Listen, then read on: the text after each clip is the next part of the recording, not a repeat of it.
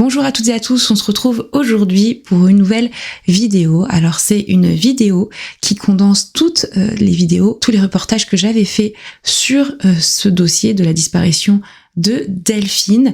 Et c'est intéressant puisqu'on peut voir aussi l'évolution de mes pensées au fur et à mesure du temps, jusqu'à la résolution, on va dire très récemment en tout cas, le procès de Cédric Jubilard. Ce dossier pour moi reste encore irrésolu, vous le savez très bien, puisque le corps de Delphine n'a jamais été retrouvé. Et n'hésitez pas à me dire ce que vous en pensez dans les commentaires. Je vous laisse avec cette très longue vidéo.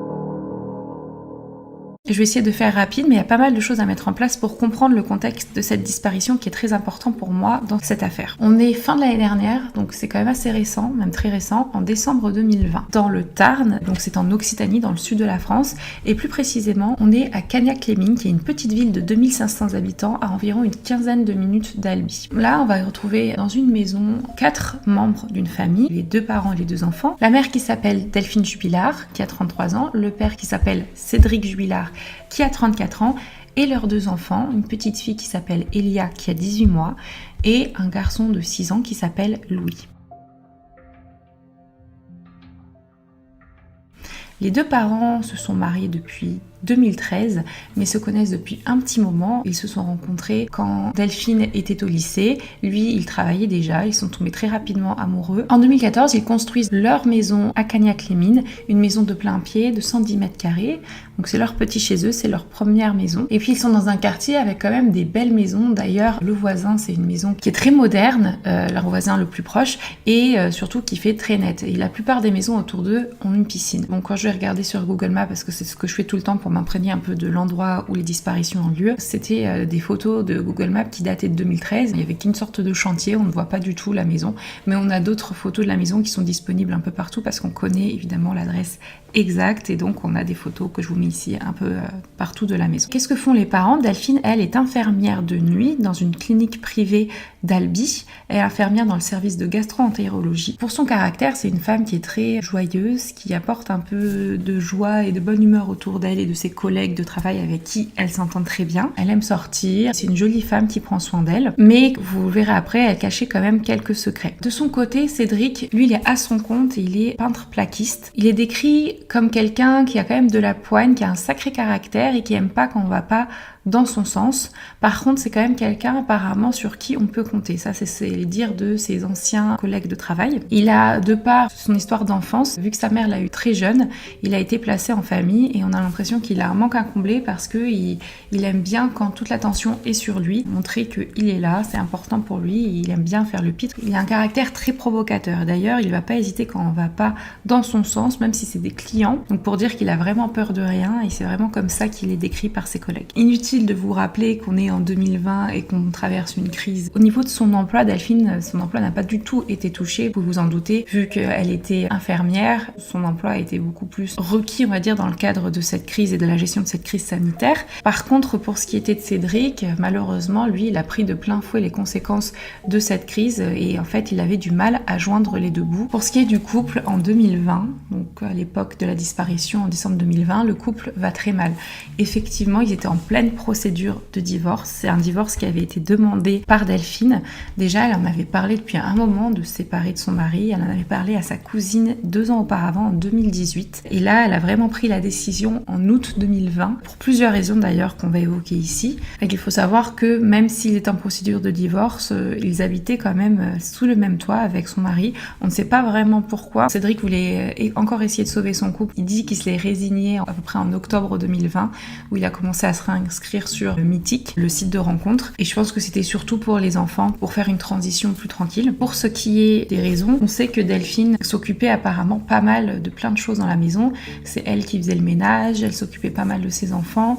Et surtout, c'est elle qui ramenait l'argent à la maison et qui faisait vivre la maison, qui également remboursait le prêt qu'ils avaient pris pour la construction de leur maison. Et à côté de ça, comme je vous disais, Cédric prenait de plein fouet cette crise sanitaire au niveau de son métier, ce qui fait qu'il allait prendre l'argent sur les livrets A de ses 2 enfants, donc il mettait depuis leur naissance de côté pour quand ils seraient plus grands. Et également, il avait les codes d'accès à la carte bancaire et aux comptes qu'ils avaient en commun, et les codes de la carte bancaire de Delphine pour se faire des achats pour lui-même. C'était pas n'importe quels achats qu'il se faisait, c'était des achats un peu illégaux, c'est-à-dire qu'il s'achetait de la résine de cannabis.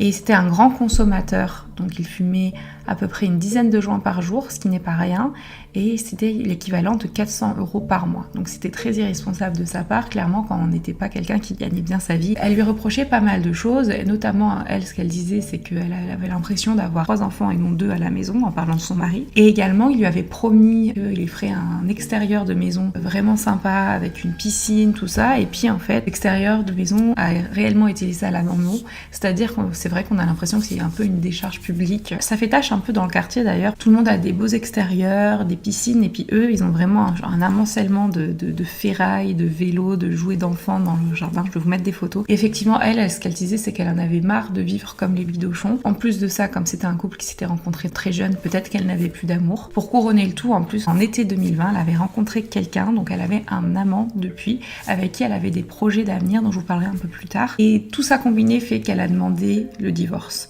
Alors, pour savoir si Cédric était au courant qu'elle avait un amant, on le surnomme l'amant de Montauban d'ailleurs, parce qu'on n'a pas son nom et son identité. Lui d'ailleurs aussi, son amant était marié au passage, donc c'était un peu compliqué, mais ils avaient quand même des projets d'avenir. Cédric, lui, avait dit qu'il n'était pas au courant de son amant. Par contre, à un moment, il disait que peut-être finalement il était au courant. Donc ça, c'était vraiment compliqué. Alors c'est dans tout ce contexte-là, qui était un petit peu long, je vous l'accorde, qu'on arrive au jour de la disparition, qui est le 15 décembre 2020. Le 15 décembre 2020, pour ceux qui s'en souviennent, c'était une journée quand même importante en France. On sortait d'une 2e vague d'épidémie et on rentrait dans le premier jour du couvre-feu qui était de 20h à 6h du matin. Delphine avait pris sa semaine, donc elle était en congé pendant une semaine. Cédric était parti aller travailler sur Albi en bus parce qu'il n'avait pas de voiture ni de permis d'ailleurs. Donc Delphine, elle en a profité ce jour-là pour faire des choses administratives, notamment une chose importante qui était que le 15 décembre au matin, donc c'était un mardi matin, elle est allée à la banque voir sa banquière pour expliquer les soucis qu'elle avait avec le fait que son mari prenait un peu son argent et elle aimerait bien clôturer le compte qu'elle a en commun avec lui et surtout changer de code confidentiel de sa carte. C'était un processus qui était en cours, mais elle avait quand même rendez-vous un peu plus tard, je pense que c'était la semaine d'après ou plus tard dans la semaine avec la conseillère. Comme vous l'avez deviné, elle n'ira jamais à ce rendez-vous. Quand elle est rentrée, elle s'est occupée un peu de sa vie normale. Lui, Cédric est rentré en milieu d'après-midi, fin d'après-midi. Ils ont passé tous les 4, donc les 2 enfants, Cédric et Delphine, la soirée ensemble. Ils ont mangé, ils ont ensuite couché leur petite Elia et ensuite ils se sont mis tous les 3 devant La France a un incroyable talent. Je crois que c'était la finale ce jour-là. En tout cas, ils se sont mis devant au salon, sur le canapé en train de regarder. Ce que disait Cédric, c'est que lui, il n'était pas trop intéressé, donc il était sur son portable, il jouait à Game of Thrones, le jeu Game of Thrones qu'il y avait sur son portable à ce moment-là. À un moment, il a décidé vers 21h30 d'aller prendre l'air, d'aller se rafraîchir les idées, donc il est sorti. Bon, il n'est pas sorti bizarrement balader ses chiens, mais il est sorti tout seul.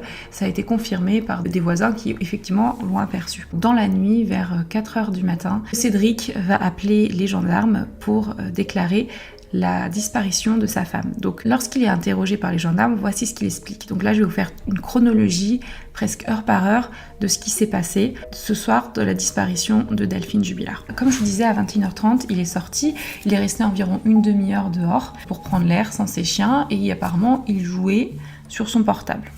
Ça, c'est ce qu'il dit. D'ailleurs, à un moment, son portable va être éteint à 22h08. Lui, il dit que c'est parce qu'il jouait trop à son jeu et que ça lui a mangé toute sa batterie. Donc à 22h08, il n'avait plus de batterie. Ce qui fait que lui, il est rentré à cette heure-là à peu près. Il est rentré à son domicile. Il a demandé à son fils de lui faire un câlin. Apparemment, de ce qu'il dit, Delphine aussi est venue faire un câlin. Donc ils ont fait un câlin à trois, un câlin familial.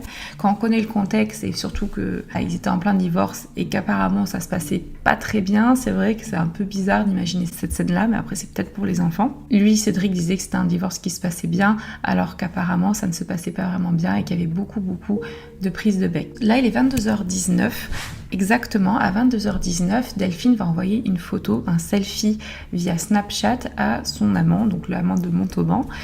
C'est une photo d'elle où elle a mis un petit texte assez explicite qui dit « Moi aussi envie de toi, j'attends que ça, que mon lit soit le tien ». C'était une photo de Delphine qui était habillée comme pour aller dormir, donc était en chemise de nuit. À 22h58, exactement, c'est le dernier échange que va avoir Delphine avec son amant.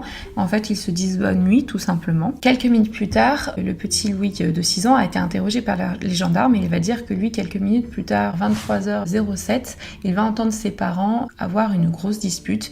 Et dans sa dispute, il y a quelqu'un qui va dire, alors il sait plus si c'est son père ou sa mère, qui va dire si c'est comme ça, on se sépare. Comment est-ce qu'on connaît l'heure exacte de ces dires? C'est parce que le petit se souvenait de cette émission et du dernier sketch qu'il avait vu et il a dit qu'après avoir vu ce dernier sketch, il était allé se coucher. Et donc par rapport à ça, on a pu retracer l'horaire exact à laquelle il était allé se coucher et l'heure à laquelle il a entendu ses parents avoir une altercation. Après ça, Cédric va dire qu'il s'est endormi et qu'il se réveille parce qu'il entend sa fille pleurer. Ce réveil, c'est à 3h53. Donc il entend sa fille pleurer, il va la voir, il remarque que Delphine n'est pas là, il va rallumer son portable à 3h53 exactement, ça a été vérifié par les gendarmes, effectivement il rallume son portable, et là ce qu'il va faire, c'est qu'il va appeler plusieurs fois Delphine, mais elle ne va pas répondre. Ce qu'il dit, c'est qu'il va chercher un peu partout dans la maison et sur leur terrain, mais pas plus loin. Si Delphine est présente, il ne va pas la trouver. Entre 3h59 et 4h du matin, il va envoyer un message aux amis de Delphine sur son portable via un groupe qui avait été créé, je crois, pour l'anniversaire de Delphine. Il va envoyer un message pour dire est-ce que vous savez où Delphine est, est-ce qu'elle est chez vous? Et il va avoir une réponse très rapide d'une des amies de Delphine qui va lui répondre en privé, pas dans le groupe, qui va lui dire j'ai pas de nouvelles, je sais pas où elle est. Une dizaine de minutes après, 4h10, donc là il est réveillé depuis 3h53, donc ça met une vingtaine de minutes. Là il va appeler directement la gendarmerie pour dire que sa compagne a disparu. Apparemment il avait l'air un peu choqué, tout ça, au téléphone. Les gendarmes sont assez perplexes parce qu'ils se disent attendez, votre femme elle a disparu depuis 20 minutes, donc ça se trouve elle est sortie prendre l'air, ça se trouve elle est allée voir quelqu'un, ça se trouve quelqu'un l'a rejoint, parce que, bon, on va quand même venir voir, mais c'est vrai que c'est quelque chose un peu bizarre. C'est bizarre parce qu'on ne pense pas, je pense, à appeler les gendarmes directement, une vingtaine de minutes après qu'on voit que sa femme est disparue, surtout dans le contexte un petit peu dans lequel ils étaient, puis surtout s'ils s'étaient pris la tête juste avant. En tout cas, à 4h50, les gendarmes arrivent sur place. Ils trouvent un Cédric habillé avec un bas de pantalon jogging et un haut, vous savez, un peu un haut de pyjama panda avec des oreilles. Et surtout, ils voient qu'il est en train de faire une machine. Donc, je vous rappelle qu'il est quand même 4h50. Donc, une machine à cette heure-ci, c'est quand même bizarre. Surtout que Cédric n'est pas vraiment connu pour être quelqu'un de très ordonné et qui fait le ménage, et surtout que le reste de la maison est un peu en bazar. Quoi qu'il en soit, ce que font les gendarmes, c'est qu'ils vont quand même patrouiller un petit peu autour pour vérifier si Delphine n'est pas dans le quartier. Ils vont aussi remarquer que Delphine est partie sans toutes ses affaires, mais qu'elle a apparemment embarqué son portable parce qu'on ne retrouve pas son portable. C'est pour ça que pour eux, c'est une disparition très inquiétante dès le départ. Ce que les gendarmes vont faire, c'est qu'ils vont partir, mais ils vont dire à Cédric, bon écoutez, si elle revient pas demain, vous passez à la gendarmerie, vous déclarez la disparition inquiétante, comme ça on pourra lancer les recherches directement derrière. Les gendarmes partent, et là on arrive à 6h du matin. Cédric reçoit un deuxième message d'une amie de Delphine, qui lui répond également, écoute, moi non plus, j'ai pas de nouvelles. Et lui, vers 7h15, 7h30 du matin, du lendemain de la disparition, donc on est le mercredi 16 décembre 2020, il va appeler cette amie, donc l'amie qui lui a envoyé le deuxième message, qui s'appelle Anne, va l'appeler et puis va lui dire j'ai crié Delphine, elle a envoyé une photo à un mec. Donc c'est vraiment un appel un peu bizarre, surtout dans le contexte de cette disparition, mais peut-être qu'à ce moment-là, il se dit avec l'ami Delphine que c'est peut-être une piste et que peut-être qu'elle a rejoint cet homme justement, surtout si elle parle à quelqu'un. Ce que vont faire les deux simultanément, donc Anne et Cédric, c'est qu'ils vont regarder au niveau de l'Instagram de Delphine, ils vont regarder les amis qu'elle a. Lui, il va remarquer 8 hommes qu'il ne connaît pas dans ses amis. Effectivement, dans ces 8 hommes, il y a bien l'amant de Montauban, donc l'amant de Delphine. Son amie, donc Anne, va procéder par recoupement et va contacter du coup l'amant de Montauban via Instagram. Lui, il répond directement en disant « Oui, effectivement, c'est bien moi l'amant de Delphine, mais par contre, je comprends pas pourquoi vous m'écrivez. » Donc de là, comme on a l'identité de l'amant, l'identité va être donnée aux gendarmes, il va être interrogé, mais il se trouve qu'effectivement, l'amant a un bon alibi et surtout que Delphine n'est pas allée le voir ce soir-là. Directement le lendemain, le 16 décembre, le mercredi, Cédric va aller déclarer la disparition inquiétante de sa femme, ce qui va lancer les recherches. Il va également aller à Castres voir un médecin légiste parce que les gendarmes de suite le soupçonnent un petit peu, ils ont eu un feeling, il y avait quelque chose de bizarre avec cet homme et du coup ils ont voulu aller le faire analyser, faire des prélèvements et regarder s'il y a des griffures sur le corps de Cédric, analyser sous ses ongles s'il y a de l'ADN ou des morceaux de peau qui ont été arrachés, de récolter le plus d'indices possible qu'on a sur le corps de Cédric au lendemain de la disparition de sa femme. Dès qu'il est rentré de Castres, il allait revoir les gendarmes ont regardé un peu son téléphone et dans la même journée, il va aller rejoindre ses enfants qu'il avait confié à sa mère, chez sa mère et son beau-père, à une dizaine de kilomètres de la maison de Delphine et de Cédric. Ce qui paraît aussi un petit peu bizarre, parce que si tu penses que ta femme va rentrer, tu vas attendre, surtout si tu as déclaré sa disparition inquiétante, tu vas attendre à ton domicile pour voir au moins si elle rentre. Mais bon, donc très rapidement, il va y avoir des fouilles qui vont être faites par les gendarmes, même un chien qui va aller flairer sa piste, et il n'a flairé aucune piste alors que c'est un chien qui a un très bon odorat, c'est un Saint-Bernard qui a des capacités olfactives très développées et qui est reconnu dans la région pour ça, et il ne détecte aucunement sa piste aux alentours, donc comme si elle n'était jamais sortie. Comme je vous disais, à partir du 16 décembre 2020, c'est vraiment la piste de l'implication de Cédric dans la disparition de sa femme qui va être privilégiée. Il y a quand même d'autres pistes qui vont être travaillées, alors je pense avec un peu moins d'engouement que cette piste-là, pour essayer de fermer le plus de portes et de montrer que voilà, on n'a plus que ça comme porte qui est disponible. Alors pendant quelques mois, on va voir Cédric, ses appels, ses agissements, ses fréquentations, ce qu'il a fait le jour de la disparition, ses moyens de communication qui vont être fouillés, regardés, tout va être analysé par la gendarmerie. Mais également à côté de ça, comme je vous disais, les autres pistes vont être envisagées. Alors il y avait la piste de la disparition volontaire qui a très vite été discréditée, notamment sur le fait, comme vous avez pu voir, que Delphine avait des projets d'avenir avec son amant. Ses enfants, c'était toute sa vie. Elle faisait tout pour ses enfants et effectivement, elle n'aurait jamais laissé ses enfants. Ça, c'est quelque chose, tout le monde est unanime là-dessus. Je vous disais, elle avait des projets avec cet amant de Montauban. Notamment le samedi avant sa disparition, ils étaient allés ensemble à un garage pour réserver une voiture d'occasion.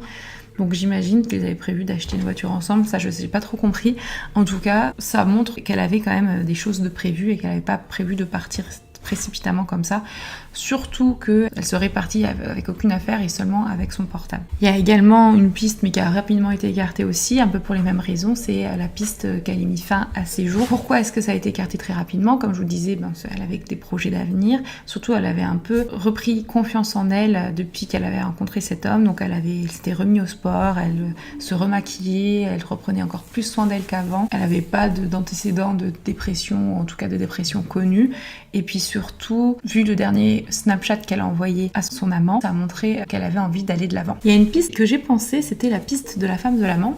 Pourquoi je dis ça? Parce que la veille de sa disparition, le 14 décembre, la femme de l'amant de Montauban a contacté Delphine via les réseaux sociaux, je crois, ou même via son portable, peu importe. En tout cas, elle l'a contacté plusieurs fois parce qu'elle avait découvert apparemment ce jour-là que son mari l'a trompée avec Delphine. Ça faisait quand même un petit moment que ça se passait, donc elle l'a appelé plusieurs fois ce jour-là. Elles ont eu une discussion ensemble. Elle a avoué sa défaite face à Delphine et puis elle lui a demandé de se mettre un peu de côté, en retrait, le temps des fêtes, ce que Delphine avait accepté. Mais c'est vrai que si on y pense un peu, on se dit que ça se trouve, ça faisait un petit moment qu'elle était au courant, qu'elle aurait pu contacter peut-être Cédric, qu'elle avait mis au courant Cédric de ce qui se tramait. et que les deux se sont montés un peu la tête. Après, cette piste a bien été regardée par les gendarmes, mais apparemment ce n'est pas la piste privilégiée parce qu'ils avaient des alibis. Il y avait quand même quelque chose de bizarre, c'est qu'au départ il y a une information qui est sortie en disant qu'il y avait 145 appels qui avaient été émis vers un numéro encore inconnu par la femme de l'amant de Delphine entre le 14 décembre, donc la veille de la disparition de Delphine, et le 16 décembre, donc le lendemain de la disparition de Delphine. Là, tout le monde s'est affolé en disant mais effectivement, c'est quand même quelque chose là. 145 appels à un même numéro, c'est quand même un truc. On se dit peut-être que c'était un autre numéro qu'utilisait Cédric ou quoi. Mais le 10 décembre dernier, là, 2021, on a eu une information qui disait qu'en fait, ces 145 appels, c'était pas vraiment des appels, c'était des connexions internet. Donc ça pouvait être des connexions à une vidéo, des connexions à un site internet, mais ce n'était pas des appels qui avaient été passés. C'est un communiqué qui a été fait. Ça enlève un peu plus de crédibilité à cette piste qui aurait pu être très valable et qui peut-être l'est, on ne sait pas encore. Et évidemment, il y a la piste la plus probable, la plus importante que je pense, ceux qui connaissent l'histoire savent déjà, c'est la piste de l'implication de Cédric Jubilard, donc son mari. Je vais pas mentir, c'est la piste qui a le plus d'éléments quand même très accablants. Alors dans cette vidéo, j'essaye d'être le plus impartial possible, mais c'est vrai que c'est compliqué de ne pas tendre vers cette théorie. Je vais vous le dire pourquoi. Notamment, il y a plusieurs points dont je vous ai déjà un peu énoncé. Il y en a un que je vous ai pas dit, c'était les menaces de mort. Les menaces de mort que Cédric avait fait déjà à l'encontre de sa femme, directement envers elle ou indirectement. En tout cas, ceux qui ont été relevés, c'était des choses indirectes, donc des personnes qui sont allées témoigner en disant effectivement, il m'avait dit, elle veut demander le divorce, moi je vais la tuer, je vais l'enterrer, personne ne pourra la retrouver. Des choses qu'apparemment, lui, dit avoir dit sous la colère. Personnellement, même si on est en colère, c'est pas quelque chose que tout le monde dit de manière normale. Je vais tuer, je vais l'enterrer. Et à plusieurs reprises, il a fait ces déclarations-là, qu'il allait la tuer, l'enterrer, que personne ne pourrait la retrouver. Bizarrement, après, on la retrouve plus. Est-ce que c'est ce qu'il a fait? Mais en tout cas, c'est sûr que ça le dessert, ces témoignages. Il y a un autre témoignage, en plus du témoignage du petit Louis qui disait avoir entendu ses parents le soir de la disparition vers 23h07 se prendre la tête. Il y a deux voisines également à une centaine de mètres à vol d'oiseau de la maison des Jubilards qui ont entendu quelque chose d'effrayant. Elles ont entendu une femme crier, une femme un peu s'étouffer dans ses cris et des chiens aboyer. Ce qui pourrait corroborer en plus avec ce témoignage, c'est l'heure à laquelle elles auraient entendu. Ce serait exactement presque à 23h07, au moment où le petit a dit également qu'il avait entendu ses parents. Alors comment on sait ça? Ces voisines, c'est une mère et une fille. Elles étaient en train de regarder Retour vers le futur 2, il me semble, sur TF1. Et elles se souvenaient, la fille, qu'à un moment, il y a eu une publicité et qu'à ce moment-là, elle allait rejoindre sa mère qui dehors était en train de fumer sur la terrasse. Et c'est à ce moment-là, donc on a pu retracer l'heure exacte avec l'aide de la chaîne télévision. C'est à ce moment-là qu'elles ont entendu ce cri et puis ces chiens aboyer. Effectivement, comme ils ont en plus deux chiens, ça pourrait très bien être le cas. Ça a été pris au sérieux, mais d'un autre côté, j'ai entendu d'autres personnes dire que c'était pas sérieux. Donc en tout cas, c'est un élément qui est dans le dossier. On a un autre élément, ou plusieurs éléments, en tout cas, qui sont condensés dans le portable de Cédric. Donc le portable de Cédric, l'utilisation un peu bizarre. D'habitude, lui, il est tout le temps sur son portable, à part ce qui a été noté par les gendarmes 2 fois dans l'année où c'est vrai qu'une soirée, son portable était éteint. Donc ça, ils ont regardé un peu les données justement de son portable pour les analyser. Ce soir-là, en tout cas, comme je l'avais dit, il avait apparemment plus de batterie à partir de 22h08 et son portable, là, il a été rallumé à 3h53 au moment où il a envoyé les messages aux amis de Delphine et qu'il a appelé également les gendarmes. Déjà, on peut se poser la question, c'est vraiment bizarre qu'il ait éteint son portable à ce moment-là, que quand il soit rentré, il l'ait pas rallumé directement, sachant qu'il était en train de jouer à un jeu, sachant que le lendemain, vers 7h12, alors que sa femme a disparu, il se remet à jouer au jeu Game of Thrones. C'est vrai que c'est un peu étrange. Est-ce qu'il avait pas envie d'être repéré? Est-ce qu'il a fermé son portable pour pas qu'il soit géolocalisé ou géolocalisable? On ne sait pas du tout. Aussi quelque chose d'un peu surprenant, c'est quand il a ouvert son portable à 3h53 qu'il s'est rendu compte que sa femme n'était pas là. La première chose qu'il a fait en ouvrant son portable, c'est de se mettre sur l'application Badoo pendant 1 ou 2 minutes. C'est quand même étrange. Quand on est un peu angoissé, c'est pas la première chose à laquelle on pense.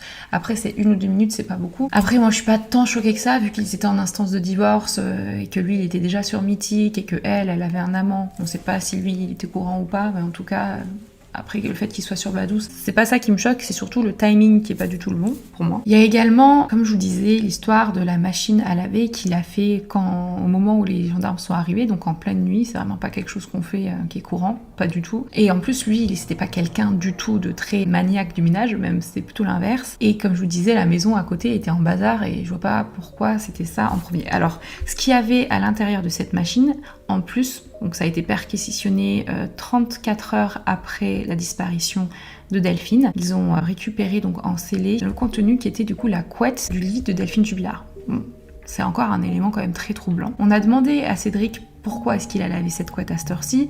Lui, il a dit que c'était parce que ses 2 chiens avaient uriné, voire même déféqué sur cette couette. Après, la couette a été envoyée en analyse.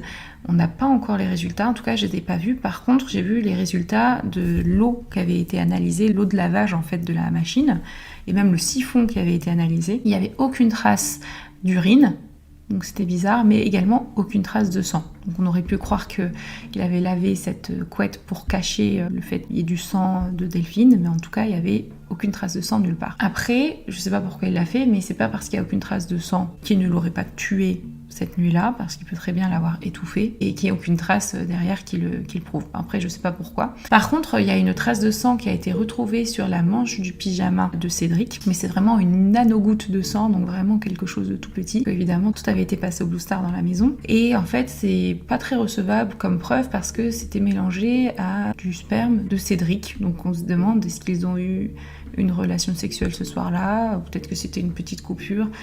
En tout cas, rien de très probant au niveau traces de sang, et même traces de lavage de sang. Il n'y avait rien du tout dans la maison. Quelque chose encore, oui, parce qu'il y en a quand même pas mal des éléments qui accablent Cédric Jubilard. Et il y a aussi le fait qu'il ait comme un peu essayé d'orienter les gendarmes vers une piste qui pourtant s'avère être complètement fausse. C'est le fait qu'il ait dit en fait aux gendarmes ce soir-là qu'il a vu sa femme sortir, probablement aller promener les chiens. Il a dit qu'elle était avec une veste blanche et des bottes marron. C'est quelque chose qui n'a pas été confirmé par le Saint-Bernard qui est allé flairer la piste et comme je vous avais dit, détecter aucune trace olfactive de Delphine Jubilard et pourtant c'est un chien reconnu pour ses capacités olfactives et surtout ce chien-là est reconnu dans la région pour ça. Également, on a le voisin vraiment le plus proche de la famille Jubilard qui a dit que pour lui c'était pas du tout possible parce qu'elle en avait peut-être même un peu marre de ses chiens. Elle s'en occupait très peu. Déjà elle les baladait pas la journée alors il la voyait encore moins les balader la nuit. Donc pour lui c'était pas possible. Les gendarmes ont pensé que Cédric essayait de les induire en erreur avec cette piste. Encore un élément, c'est le portable de Delphine Jubilard. Alors je sais pas trop si c'est un élément accablant ou pas. En tout cas, le portable de Delphine, qui a un Huawei P30, a été, après sa disparition, activé 2 fois. Donc une première fois à minuit 11 sur WhatsApp et une autre fois à 1h30 avec l'application Lampe Torche. Donc ça, on sait pas trop. Est-ce que c'est elle qui avait son portable et qu'elle l'utilisait dehors pour se retrouver? Est-ce qu'elle est réellement sortie? On ne sait pas. Tandis qu'à ce moment-là, le portable de Cédric était éteint de 22h08 jusqu'à 3h53 du matin. Ensuite, il y a aussi le bornage du téléphone qui a été regardé par les gendarmes. Le téléphone a été géolocalisé au niveau de la borne le plus proche de chez eux, donc comme s'il n'avait pas bougé. Jusqu'à 7h48 le lendemain matin de la disparition. Donc ça veut dire qu'il était encore ouvert jusqu'à cette heure-là et ensuite ça a arrêté de borner comme si il n'y avait plus de batterie qui était éteint ou alors que quelqu'un l'a éteint. C'est vrai que c'est quand même étrange, donc où est ce portable? Est-ce que Delphine était autour de chez eux et que personne l'a vu? Ça m'étonnerait. Est-ce que c'était vraiment Cédric qui avait le portable avec lui jusqu'à cette heure-là et qu'après il l'a éteint ou simplement il s'en est débarrassé? Ou alors tout simplement il s'est éteint tout seul. C'est quand même assez étrange. Il y a l'autre élément dont je vous ai déjà parlé un petit peu, c'est le fait que le lendemain de sa disparition, après être allé voir le médecin légiste, il soit rentré directement chez ses parents et il n'est pas repassé par chez lui. Et il n'a pas attendu sa femme chez lui, il est resté habité chez ses parents, enfin chez sa mère et son beau-père, donc c'est vraiment très étrange. Il y a également un élément que tout le monde a pu remarquer, notamment une personne très importante dont je vais vous parler juste après, qui est sa nouvelle petite copine, qui a avoué que c'est vrai que lorsqu'il faisait des battues, parce qu'il y a plusieurs battues évidemment qui ont été organisées pour chercher des traces ou même peut-être le corps de Delphine. En fait, il cherchait pas vraiment. Il était là, mais sans être là. Les gendarmes l'ont analysé comme si c'était quelqu'un qui finalement savait que ça servait à rien de chercher. Mais il était là pour faire acte de présence, on avait l'impression. Un dernier point, parce que oui, il y en a énormément, c'est la voiture de Delphine, qui est une Peugeot 207. En fait, elle était garée dans un sens le soir de sa disparition. On n'est pas censé avoir pris sa voiture parce qu'on a retrouvé les clés chez eux. Par contre, le lendemain, la voiture était garée dans l'autre sens, comme si quelqu'un l'avait utilisée. Donc les gendarmes pensent qu'il l'a utilisée pour déplacer le corps de Delphine. Après, évidemment, la voiture a été analysée, on n'a retrouvé aucune trace de sang. On a retrouvé de l'ADN de Delphine, mais c'est normal parce que c'est sa voiture. Les avocats d'ailleurs de Cédric disent que c'est pas une piste du tout probante parce qu'on n'a pas retrouvé de boue dans la voiture ni au niveau des chaussures de Cédric qui portait ce soir-là. Moi, je trouve que c'est pas non plus un argument très probant de leur côté parce que on est en décembre, il n'a pas neigé à cette époque de l'année, le sol est très sec donc il n'y a pas spécialement de boue et on peut très bien ne pas transporter d'éléments. On se demande est-ce qu'il aurait feinté en bougeant la voiture en sans croire qu'elle était partie, enfin je sais pas, en tout cas il y a un truc bizarre avec la voiture, il y a vraiment des choses dont on n'est pas au courant.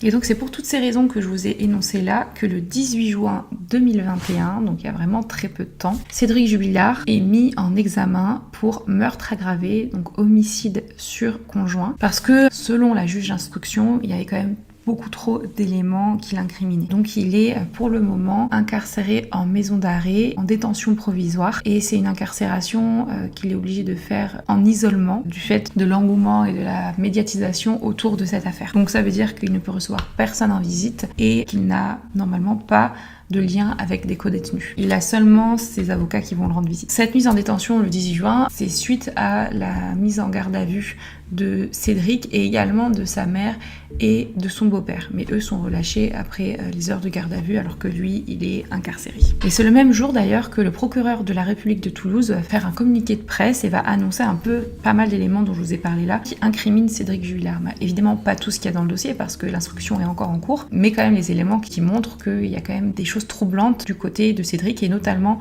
le fait qu'il y a pas mal de mensonges et qu'il s'est contredit pas mal de fois dans ce qu'il disait. Monsieur Cédric Jubilard a donc été présenté aujourd'hui devant les deux juges d'instruction co-saisis. Il a été mis en examen pour homicide volontaire par conjoint et il vient d'être placé sous mandat de dépôt. Et c'est à ce moment-là que les proches se sont réellement rendus compte que Cédric pouvait potentiellement être impliqué dans la disparition de Delphine et c'est là qu'ils se sont dit vraiment trop de choses qui l'incriminent en fait et ils ont un peu perdu espoir à ce moment-là de retrouver Delphine vivante. Pendant tout ce temps-là, il y a eu des battues qui ont été faites, il y a des recherches qui ont été faites, les cours d'eau qui ont été regardés, il y a même des sortes d'anciennes mines qui ont été regardées même si certaines étaient déjà fermées depuis des années. En plus, le terrain est assez escarpé donc c'était compliqué mais c'était vraiment quadrillé comme recherche et personne n'a rien trouvé, aucune information, aucune nouvelle. En tout cas, de ce que nous on sait, il n'y a rien qui est ressorti de toutes ces recherches-là. Par rapport aux derniers éléments qu'on a, donc déjà, je vous disais que Cédric avait une nouvelle petite amie. C'est une femme qui s'appelle Séverine, qui a 44 ans, avec qui se sont rapprochés lors d'une battue, la battue qui a eu lieu en avril 2021. Ils se sont rapprochés à partir de ce moment-là. Et les deux personnes se connaissaient depuis un petit moment, à peu près de loin. C'était connaissance. Elle, Séverine, a deux enfants, deux grands-enfants, dont son plus grand fils, lui, connaissait Cédric Jubilard parce qu'il faisait du poker avec lui, mais il n'y avait rien apparemment qui les liait plus que ça et c'est vraiment en avril 2021 lors d'une battue pour la recherche de sa femme qu'ils se sont rapprochés et en mai 2021 sur les réseaux sociaux il officialise ce couple en postant une photo d'eux deux, ce qui est un peu étrange parce qu'en photo de profil, encore une fois il a le droit de refaire sa vie mais on se rappelle que sa femme, qui normalement il devait tenir un minimum, était disparue depuis décembre, juste 3-4 mois il me semble. C'est vrai que par respect aux proches et à la famille de Delphine, il aurait pu s'abstenir de poster cette photo. Mais comme il disait, lui il aimait bien être au milieu de toute l'attention, même si c'est de l'attention négative. D'ailleurs c'est ce qu'il disait, il en jouait beaucoup. Quand il était provocateur, il disait je suis la personne la plus connue du tard. Il aimait bien cette notoriété malsaine qui était autour de lui. Au moment de l'arrestation et de l'incarcération de Cédric, Séverine avait été interrogée en tant que témoin sur pas mal de choses. C'est là d'ailleurs qu'elle va dire qu'elle trouvait que Cédric était un peu bizarre, elle savait pas si elle pouvait lui faire entièrement confiance, mais elle pense pas qu'il ait tué quand même sa compagne. C'est là qu'elle disait aussi qu'avec du recul, elle trouvait qu'il cherchait pas vraiment en fait quand il était dans les battues. Elle a été plutôt honnête sur ces points-là. Il continue avec Cédric de s'échanger des lettres parce qu'ils ne peuvent pas se voir. Comme je vous ai expliqué, Cédric est à l'isolement, en détention. Par contre, il y a encore un élément mais très récent qui est ressorti. Plusieurs éléments. Un élément assez spécial. Comme je vous disais, un peu tout le monde est sous écoute et notamment la famille de Cédric est sous écoute. Donc les appels téléphoniques sont sous écoute. La sœur de Cédric Jubilard, un jour, a appelé son petit ami. Ils ont fini la conversation. Elle a oublié de raccrocher. Et Cédric était avec elle à ce moment-là. Et il lui avait dit par rapport à des soucis qu'elle avait au lycée, n'oublie pas, je suis le meurtrier parfait, j'ai commis le crime parfait. Quand la sœur a été interrogée à ce niveau-là par les gendarmes, elle dit ne plus vraiment s'en souvenir et que vraiment ça devait être sur le coup de l'humour. Ce qui pour moi ne m'étonnerait pas spécialement parce que c'est vrai qu'il a un humour très très spécial, très provocateur. Donc je pense pas que c'est quelque chose qu'il aurait dit à sa famille. Ou alors sa famille serait aussi complice. Alors il y a aussi quelque chose d'important, c'est qu'il y a des co-détenus qui ont commencé à parler. Je vous ai dit que normalement il n'avait pas de lien avec des détenus, mais il aurait trouvé le moyen de discuter à travers les murs qui sont un peu comme des feuilles de papier avec certains détenus. Et il aurait dit à des détenus, oui, j'ai transporté et j'ai enterré le corps de ma femme à la ferme qui a brûlé à côté de chez eux. Il lui aurait dit à ce co-détenu qui est sorti plus tôt d'aller contacter sa copine, donc Séverine, sa petite copine du moment, parce qu'elle savait aussi où était le corps de Delphine. Et apparemment, cet ancien co-détenu et la nouvelle petite amie de Cédric Jubilard sont allés ensemble en voiture à côté de cette ferme. C'est cet élément-là qui a déclenché la garde à vue, donc très récente, le 15 décembre 2021, de Séverine, dans le cadre d'une recelle de cadavres. C'est quand même assez fort, le mot recelle de cadavres. Après, on a des éléments qu'on n'a pas, évidemment, parce qu'on n'est pas du tout dans le dossier, mais ils avaient peut-être assez d'éléments pour mettre en garde à vue la petite copine de Cédric et leur poser des questions. Donc elle est sortie au bout de 36 heures de garde à vue, c'est-à-dire qu'ils ont encore quelques heures devant eux s'ils veulent la réinterroger, sachant que la garde à vue en France elle est de 48 heures. Elle est sortie très fatiguée, elle n'avait pas spécialement grand-chose à dire.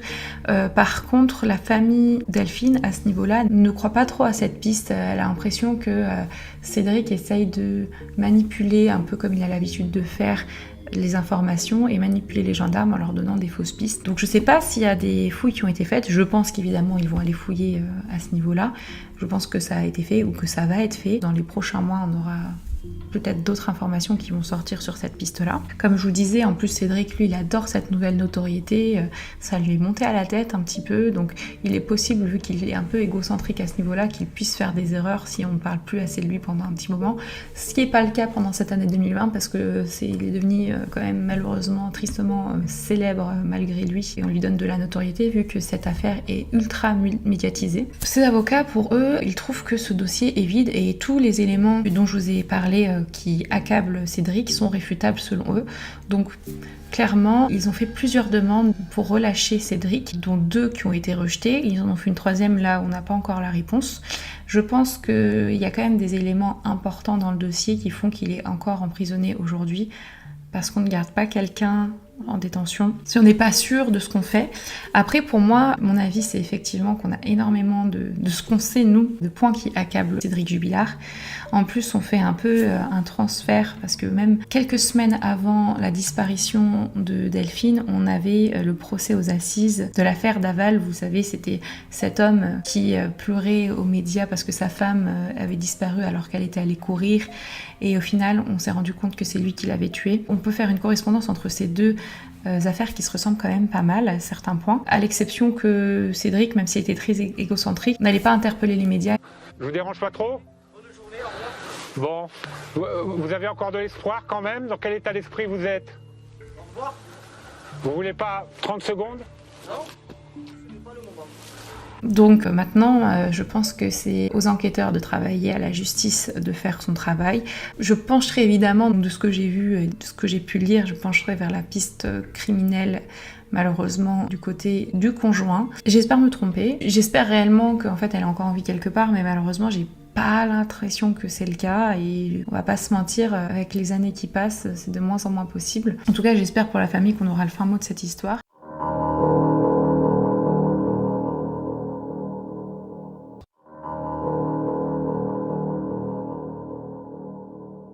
arrive à la partie mise à jour. Cette partie va être assez longue mais très importante pour mieux comprendre chacun des points que j'ai énoncés et même vous en apporter des nouveaux. Vous savez, dès le départ, c'était, comme je vous le disais, très compliqué de comprendre, de démêler le vrai du faux parce que les informations s'affusent même aujourd'hui. Je pense que vous tapez Delphine Jubilard et vous pouvez avoir un article qui date du jour même. Donc c'est très complexe de savoir démêler le vrai du faux.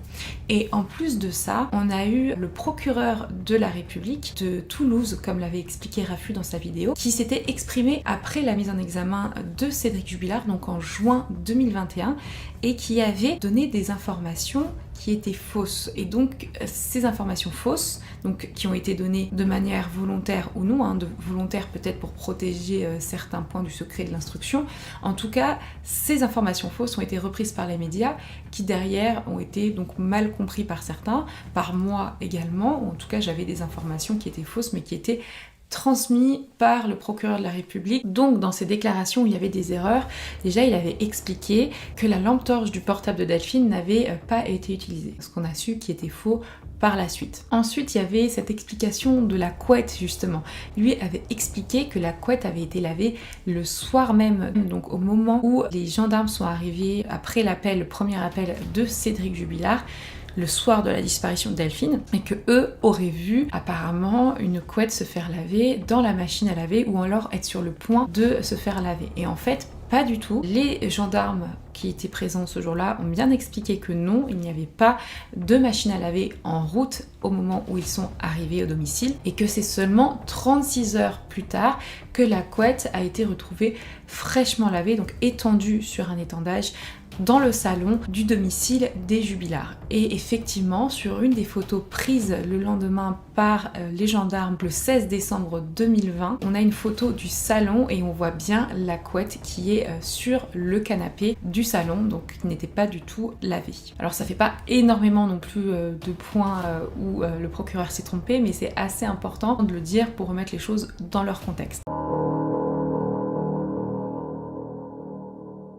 Par contre, on a plus d'informations sur les propos tenus par le voisin de cellule de Cédric. C'est un homme qui a été surnommé Marco. Et c'est grâce à ces propos qu'il y a eu quand même une grosse piste qui a été travaillée, ou en tout cas un deuxième élément qui a été travaillé suite à ces déclarations. Et il faut savoir que Marco est sorti de prison après 17 années d'incarcération. Lui, il aurait rapporté ce que lui aurait dit Cédric pendant qu'il était en détention. Il lui aurait dit des choses quand même assez troublantes et que je vais vous citer. Déjà, il disait que Cédric lui disait avoir planté sa femme et l'avoir enterrée à la ferme qui avait brûlé, ça je vous l'avais expliqué, que Séverine était au courant, mais il y a eu une confrontation le 12 mai 2022 entre Cédric et Marco par rapport aux propos de Marco. Cédric, lui, va nier et va dire que s'il a pu dire quelque chose comme ça, c'était vraiment sur le ton de l'humour, alors que Marco, lui, va bien dire non, moi c'est bien ce que j'ai entendu et va réitérer ses propos devant Cédric. Donc en fait, c'est vraiment la parole de l'un contre la parole de l'autre. Il réitéra d'ailleurs ses propos sur TF1 en 2023, donc cette année, en précisant des informations sur ce que lui aurait dit Cédric donc pendant cette détention. Je vais vous citer ce qu'il dit. Il dit: voici ce que Cédric m'a dit. Je vais me coucher et je vois que je n'ai plus de batterie. Qu'est-ce que je fais? Je vais chercher mon chargeur et tu vois pas qu'elle était en train d'envoyer des messages à son amant. Je lui ai arraché le téléphone et c'est là que j'ai vrillé. J'ai pété les plombs et je m'en suis débarrassée. D'ailleurs, Marco fait des précisions par rapport à ses propos. Il dit qu'il parle d'un couteau, mais qu'il ne dit pas qu'il l'a planté. Il ne m'a pas dit non plus je l'ai étouffé. Il m'a dit je m'en suis débarrassée. Et il m'a dit également on m'a prêté une voiture pour que je puisse m'en débarrasser. Selon Marco, il s'agirait de la voiture d'un de ses amis d'enfance, comme un frère de cœur. Selon lui, encore une fois, Cédric Jubilard ne l'a pas enterré profond. C'était pas profond, donc il a peur que ça remonte, que ça ressurgisse. Et Cédric lui aurait demandé, par rapport au temps comme ça, s'il pleut beaucoup, les animaux, est-ce qu'ils mangent les corps? Ça peut remonter. Et c'est là aussi qu'il lui aurait demandé de prendre contact avec Séverine parce que Séverine savait où elle était enterrée et qu'il faudrait, si possible, déplacer le corps et l'enterrer à un autre endroit. Suite à ces révélations de Marco, évidemment, beaucoup de recherches ont été effectuées sur plusieurs semaines. Que ce soit autour de la ferme qui a brûlé, qui se situe seulement à 5 minutes environ en voiture du domicile des Jubilard, Jubilard ou directement autour du domicile des Jubilard. Donc il y a eu l'utilisation des radars, des détecteurs de métaux, il y a eu le déploiement d'équipes de gendarmerie, d'équipes militaires, mais bon, vous le savez, ça n'a rien donné, on ne retrouve ni Delphine, ni son portable d'ailleurs. Et là, on peut vraiment se poser une question, est-ce qu'on peut faire confiance aux propos de Marco? Parce que effectivement, Marco, quand on se renseigne un peu sur qui il est, on sait déjà que ce n'est pas un petit délinquant, on sait que c'est un Corse originaire d'Ajaccio, mais également, alors qu'il est dans sa trentaine, qu'il a passé presque 20 ans au total derrière les barreaux. Et certains faits sont quand même très graves, à savoir qu'il a quand même été condamné pour une affaire de viol, avec actes de torture et de barbarie. Et pour info, Marco aujourd'hui habiterait au Portugal. Ajouté à tout ça, c'est vrai que Marco faisait un petit peu peur à Séverine, selon les dires de l'avocat de Séverine. Parce que, effectivement, il a bien pris contact avec Séverine au moment de sa sortie de prison. Ils se sont vus plusieurs fois sur Albi, et c'est à partir de là que Marco va lui expliquer ce que lui aurait dit Cédric par rapport à la ferme qui a brûlé et le corps de Delphine. Et c'est également à partir de ce moment-là qu'il va lui demander de l'amener à la ferme. Mais elle va dire qu'elle n'était pas au courant de où était la ferme parce qu'elle n'était jamais allée. C'est là que s'en est découlée la mise en garde à vue de Séverine, qui finalement a été libérée moins de 24 heures après. Il est important de noter que le procureur de Toulouse a expliqué par rapport à Marco, et je cite, que ce témoin n'a ni demandé ni obtenu de faveur en échange de sa déposition, pas plus qu'elle ne lui a été promise. Pour ce qui est des aveux de Marco, les avocats de Cédric disent que pour lui ce n'est que un tissu de mensonges et que ça a été monté de toutes pièces. Dans les propos que Marco a rapportés sur ce que lui aurait dit Cédric, il y a cette histoire de voiture qui aurait été prêtée par son amie d'enfance, avec laquelle il aurait pu déplacer le corps de Delphine.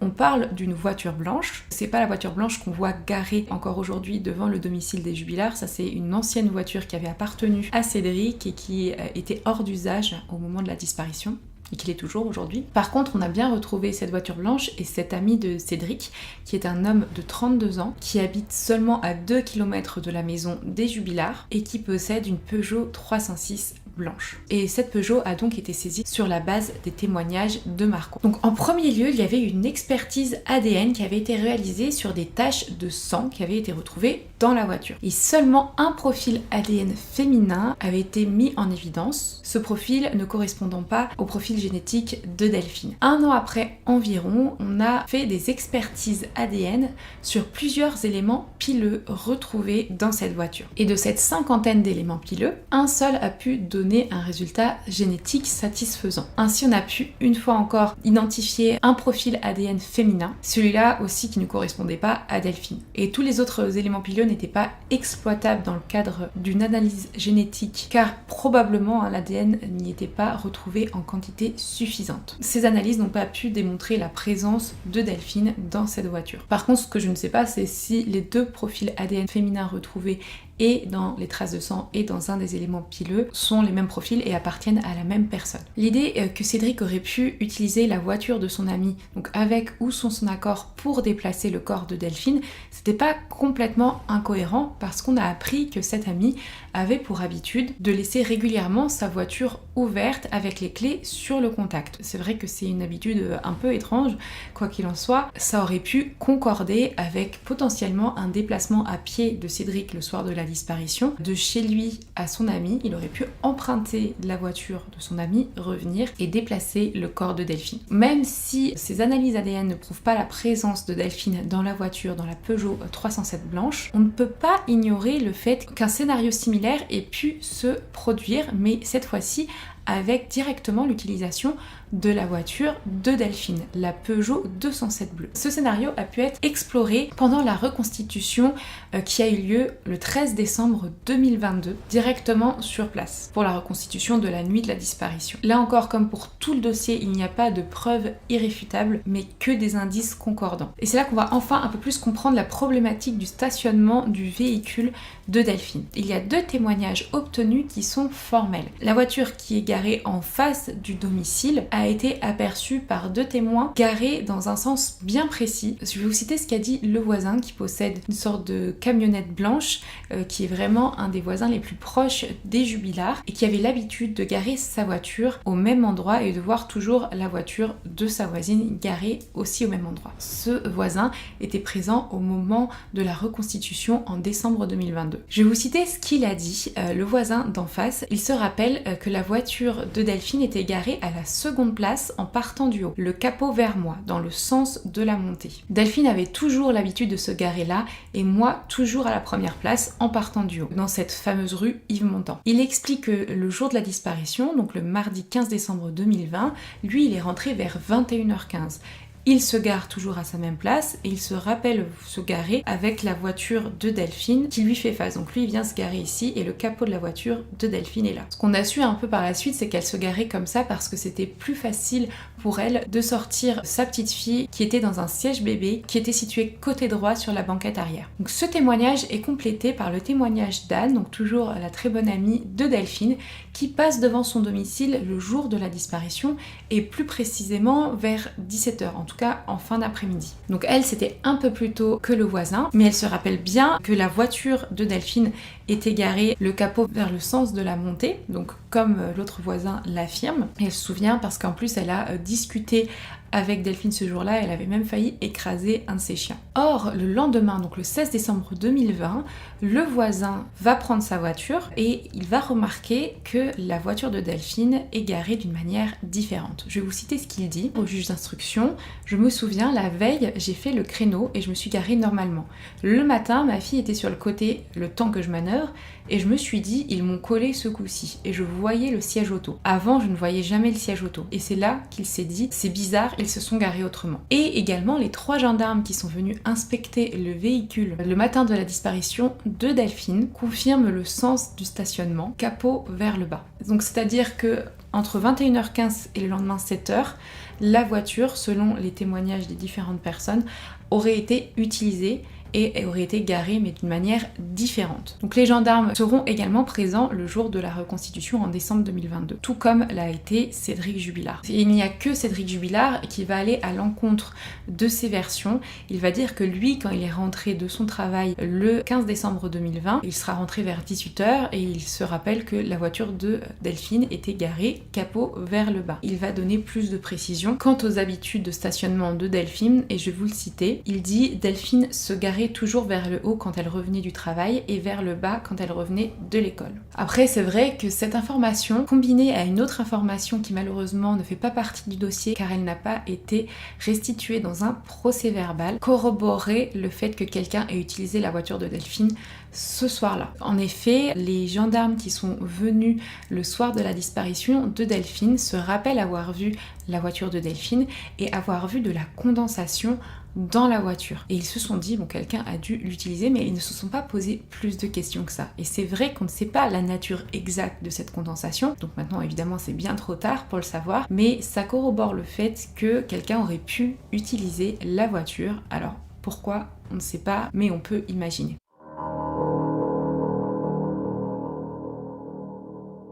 À la suite de ma vidéo en décembre 2021, on a des informations qui nous sont parvenues sur les lunettes de Delphine. Effectivement, les lunettes de Delphine ont été retrouvées cassées, démantibulées. Donc selon les dires de Cédric, ces lunettes étaient déjà dans cet état au moment de la disparition. Et elle utilisait depuis un certain temps maintenant des lentilles. C'est quand même un élément troublant et il y a des analyses qui ont été réalisées sur ces lunettes. Il y a un site qui s'appelle 100% qui a plein d'informations, donc je pense avec des sources proches de quelqu'un proche du dossier, qui vont donner les résultats de l'analyse de la Direction Générale de l'Armement ou DGA. Donc une analyse qui a été réalisée le 14 septembre 2022. Et on parle de la force cinétique, donc toutes ces analyses un peu précises sur comment auraient été cassées les lunettes, dans quelles circonstances, quel est le poids qu'il aurait fallu, la vitesse. Donc ce qu'il en ressort, et je lis mes notes pour ne pas dire de bêtises, c'est que pour obtenir la rupture observée sur les lunettes, il aurait fallu une force cinétique qui a pour équivalent 5 kg à une vitesse de 21 km/h. Donc le rapport précise également que les dommages sont compatibles avec un objet, un pied ou un poing, et qu'il apparaît peu probable qu'un enfant soit à l'origine des dommages et également qu'un effort dynamique de l'extérieur vers l'intérieur est à l'origine de la casse. Ce qui voudrait dire que marcher ou s'asseoir dessus n'aurait donc pas suffi à endommager ces lunettes de la sorte. Ces lunettes avec une seule branche ont été retrouvées sur les photographies, vous savez, celles du 16 décembre 2020, donc le lendemain de sa disparition. Elles ont été retrouvées dans le salon, exactement à 16h27, heure de la photographie. On les aperçoit plus précisément sur le bar de la cuisine. On voit bien que ces lunettes n'ont qu'une seule branche et on voit également que le cercle droit était rompu en 2 endroits. Et c'est finalement le 6 janvier 2021 qu'on retrouve la branche manquante derrière le canapé du salon. Plusieurs personnes qui ont côtoyé Delphine en ce mois de décembre se rappellent avoir vu ces lunettes sur elle et qu'elles n'étaient pas cassées de la sorte. Par contre, ce qu'on peut voir sur les photos qu'on a du jour de sa disparition, c'est-à-dire la photo de caméra de vidéosurveillance, on voit qu'elle ne porte pas de lunettes. Pareil sur la photo qu'elle envoie seulement quelques instants avant sa disparition sur Snapchat. Mais ça ne coïncide pas avec les dires de Louis qui dit lui se souvenir que sa mère portait bien ses lunettes le soir de sa disparition. Donc des analyses ADN ont été réalisées sur les lunettes et ne ressortent de ces analyses que les 2 profils ADN de Delphine et de Cédric. On apprend que Cédric, en septembre 2022, dit que Delphine a peut-être marché sur ses lunettes au juge d'instruction. Puis finalement, pendant la reconstitution, quand il y a un avocat de la défense qui va lui poser la question, lui, il va dire qu'il ne sait pas comment ses lunettes ont pu être cassées. De toutes ces informations, je pense pas qu'on puisse malheureusement tirer une conclusion avec les seules informations que je vous ai données, ou en tout cas que je connais, parce que en effet, bon, elles sont cassées, mais on n'a pas de preuve formelle qu'elle portait ses lunettes le soir de la disparition et qu'elles n'étaient pas cassées. Donc, je vous ai dit, les 2 seules photos qu'on a le jour de sa disparition, elle ne portait pas ses lunettes. Ensuite, on a retrouvé effectivement l'ADN de Cédric sur les lunettes, en plus de l'ADN de Delphine, mais aucun autre ADN. Donc ça voudrait dire que soit effectivement il a frappé sa femme, un coup de poing par exemple qui aurait fait que les lunettes se soient cassées, ou soit tout simplement il aurait retrouvé les lunettes de Delphine cassées et il les aurait posées sur le comptoir de la cuisine, voilà, sans l'avoir agressée. À côté de ça, on ne peut rien affirmer. Avant d'arriver pour moi aux données les plus importantes qui amènent vers la piste de l'implication de Cédric dans la disparition de Delphine, on va parler des données concernant l'amant de Delphine et la femme de l'amant de Delphine.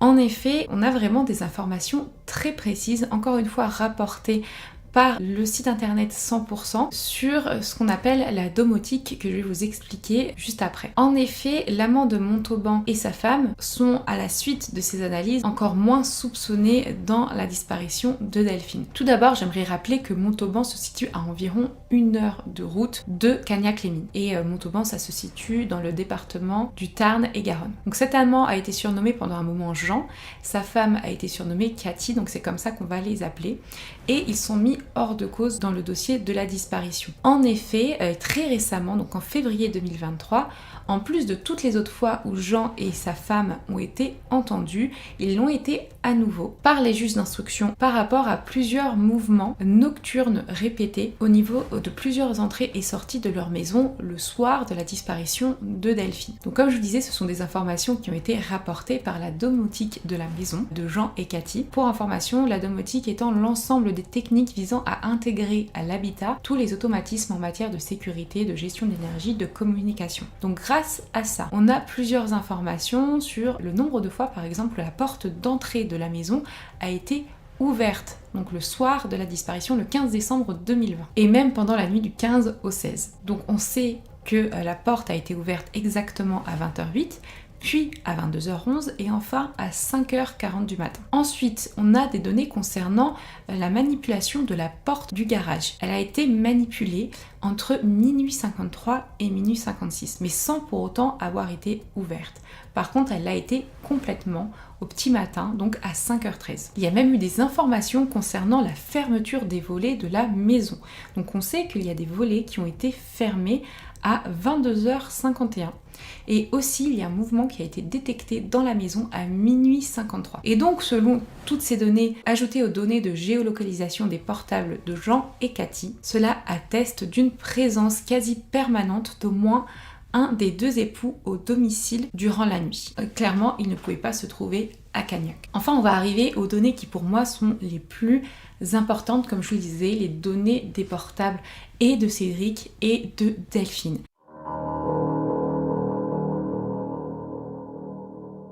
Ces données-là sont vraiment très intéressantes. Elles vont montrer déjà d'une part que Cédric a menti sur un point, mais qu'en plus de ça, l'élément qu'on pouvait utiliser pour disculper Cédric se trouve être finalement démenti par une analyse un peu plus approfondie. Je vais vous expliquer, souvenez-vous, lui, Cédric explique que son portable est tombé en panne de batterie, enfin bref, il n'avait plus de batterie, alors qu'il était sorti prendre l'air et qu'il jouait à Game of Thrones sur son portable. Et qu'à partir de 22h08, plus de batterie, que lui direct ensuite, il est rentré chez lui, il a branché son portable et il l'a rouvert seulement à 3h53 du matin quand sa fille pleurait. Donc déjà, on a eu plus d'informations qui sont arrivées à la suite de ma vidéo, expliquant un peu plus le déroulé des événements. Effectivement, à 22h08, plus de batterie, donc ce qu'il fait, c'est qu'il rentre chez lui, il branche son portable, il prend sa douche, et ensuite il le rouvre à 22h30 pour le mettre en mode avion. Donc déjà, on sait qu'il n'a pas l'habitude de mettre son portable en mode avion, ce qui est un peu étrange, mais bon, pourquoi pas. On va étudier la batterie du téléphone et on va se rendre compte que, en fait, effectivement, à 22h04, il a arrêté de jouer. Mais qu'au moment où il a arrêté de jouer, il restait 40% sur sa batterie. Donc on n'était pas du tout en rate de batterie. Quand il a rallumé son portable à 3h53, la batterie était de 33%.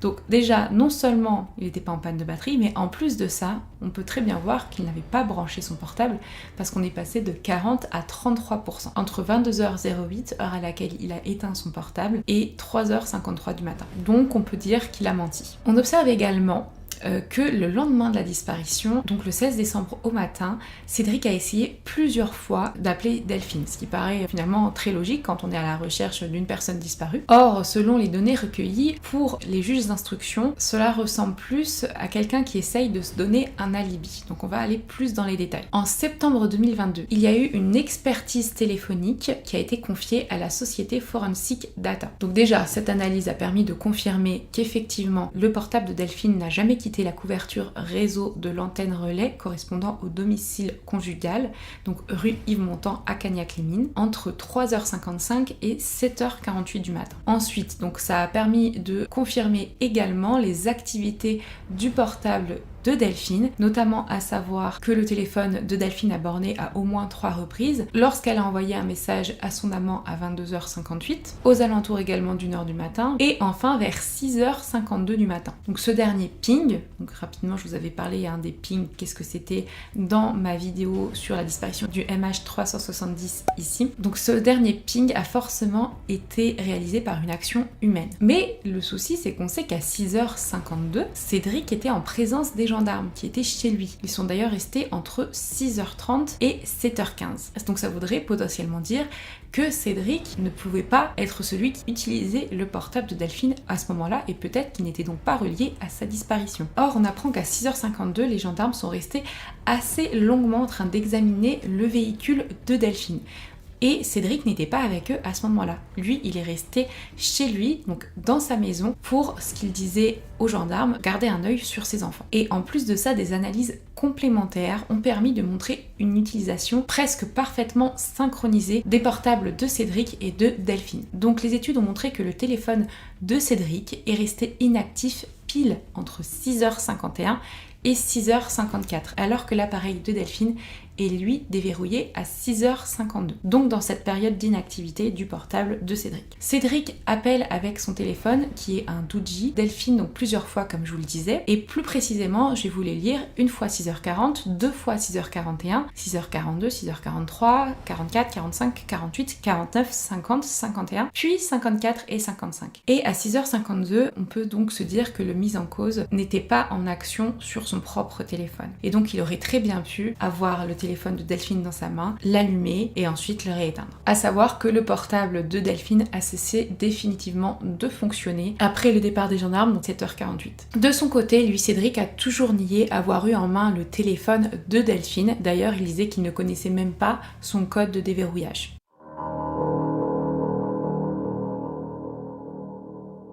à l'heure actuelle, vous le savez bien, le corps de Delphine reste introuvable.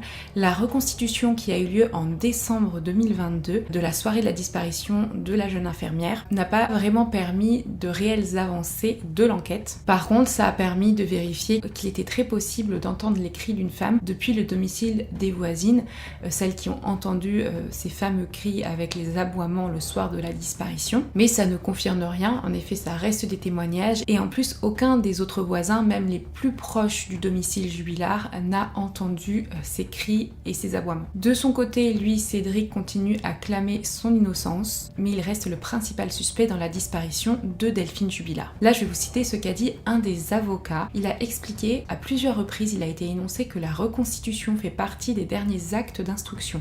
A priori, il ne devrait plus y avoir beaucoup d'actes d'enquête.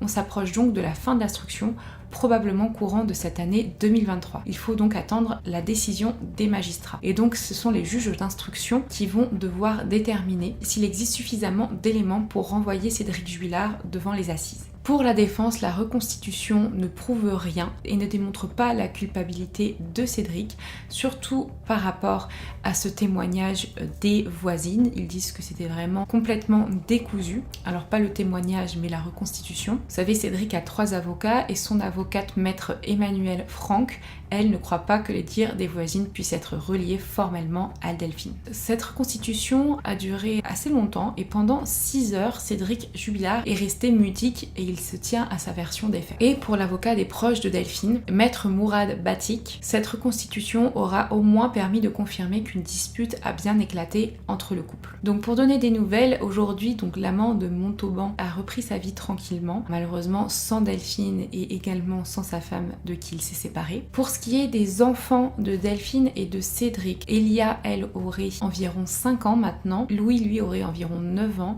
et ils grandissent donc sans leurs parents. Delphine, elle, aurait eu 36 ans et Cédric, lui, a 37 ans. Pour ce qui est de Cédric, il reste aujourd'hui en détention provisoire à la maison d'arrêt de Cesse. Là, vraiment, il y a très peu de temps, sa 7e demande de remise en liberté, qui a été demandée par ses avocats, a été rejetée par la chambre d'instruction de la cour d'appel de Toulouse le mardi 28 mars 2023. Je sais que c'est une décision qui divise beaucoup. De ce que je peux comprendre de ce qui a été dit, c'est qu'elle est justifiée par les lourds soupçons déjà d'une part de Cédric dans l'application de la disparition de Delphine, et peut-être que si on le relâche ils ont peur qu'il falsifie des preuves, mais également du fait du retentissement médiatique de la disparition de Delphine. Et je vous le rappelle ici et dans les commentaires, je ferai vraiment attention à ça, Cédric Jubilard reste aujourd'hui présumé innocent jusqu'à l'issue définitive d'un procès.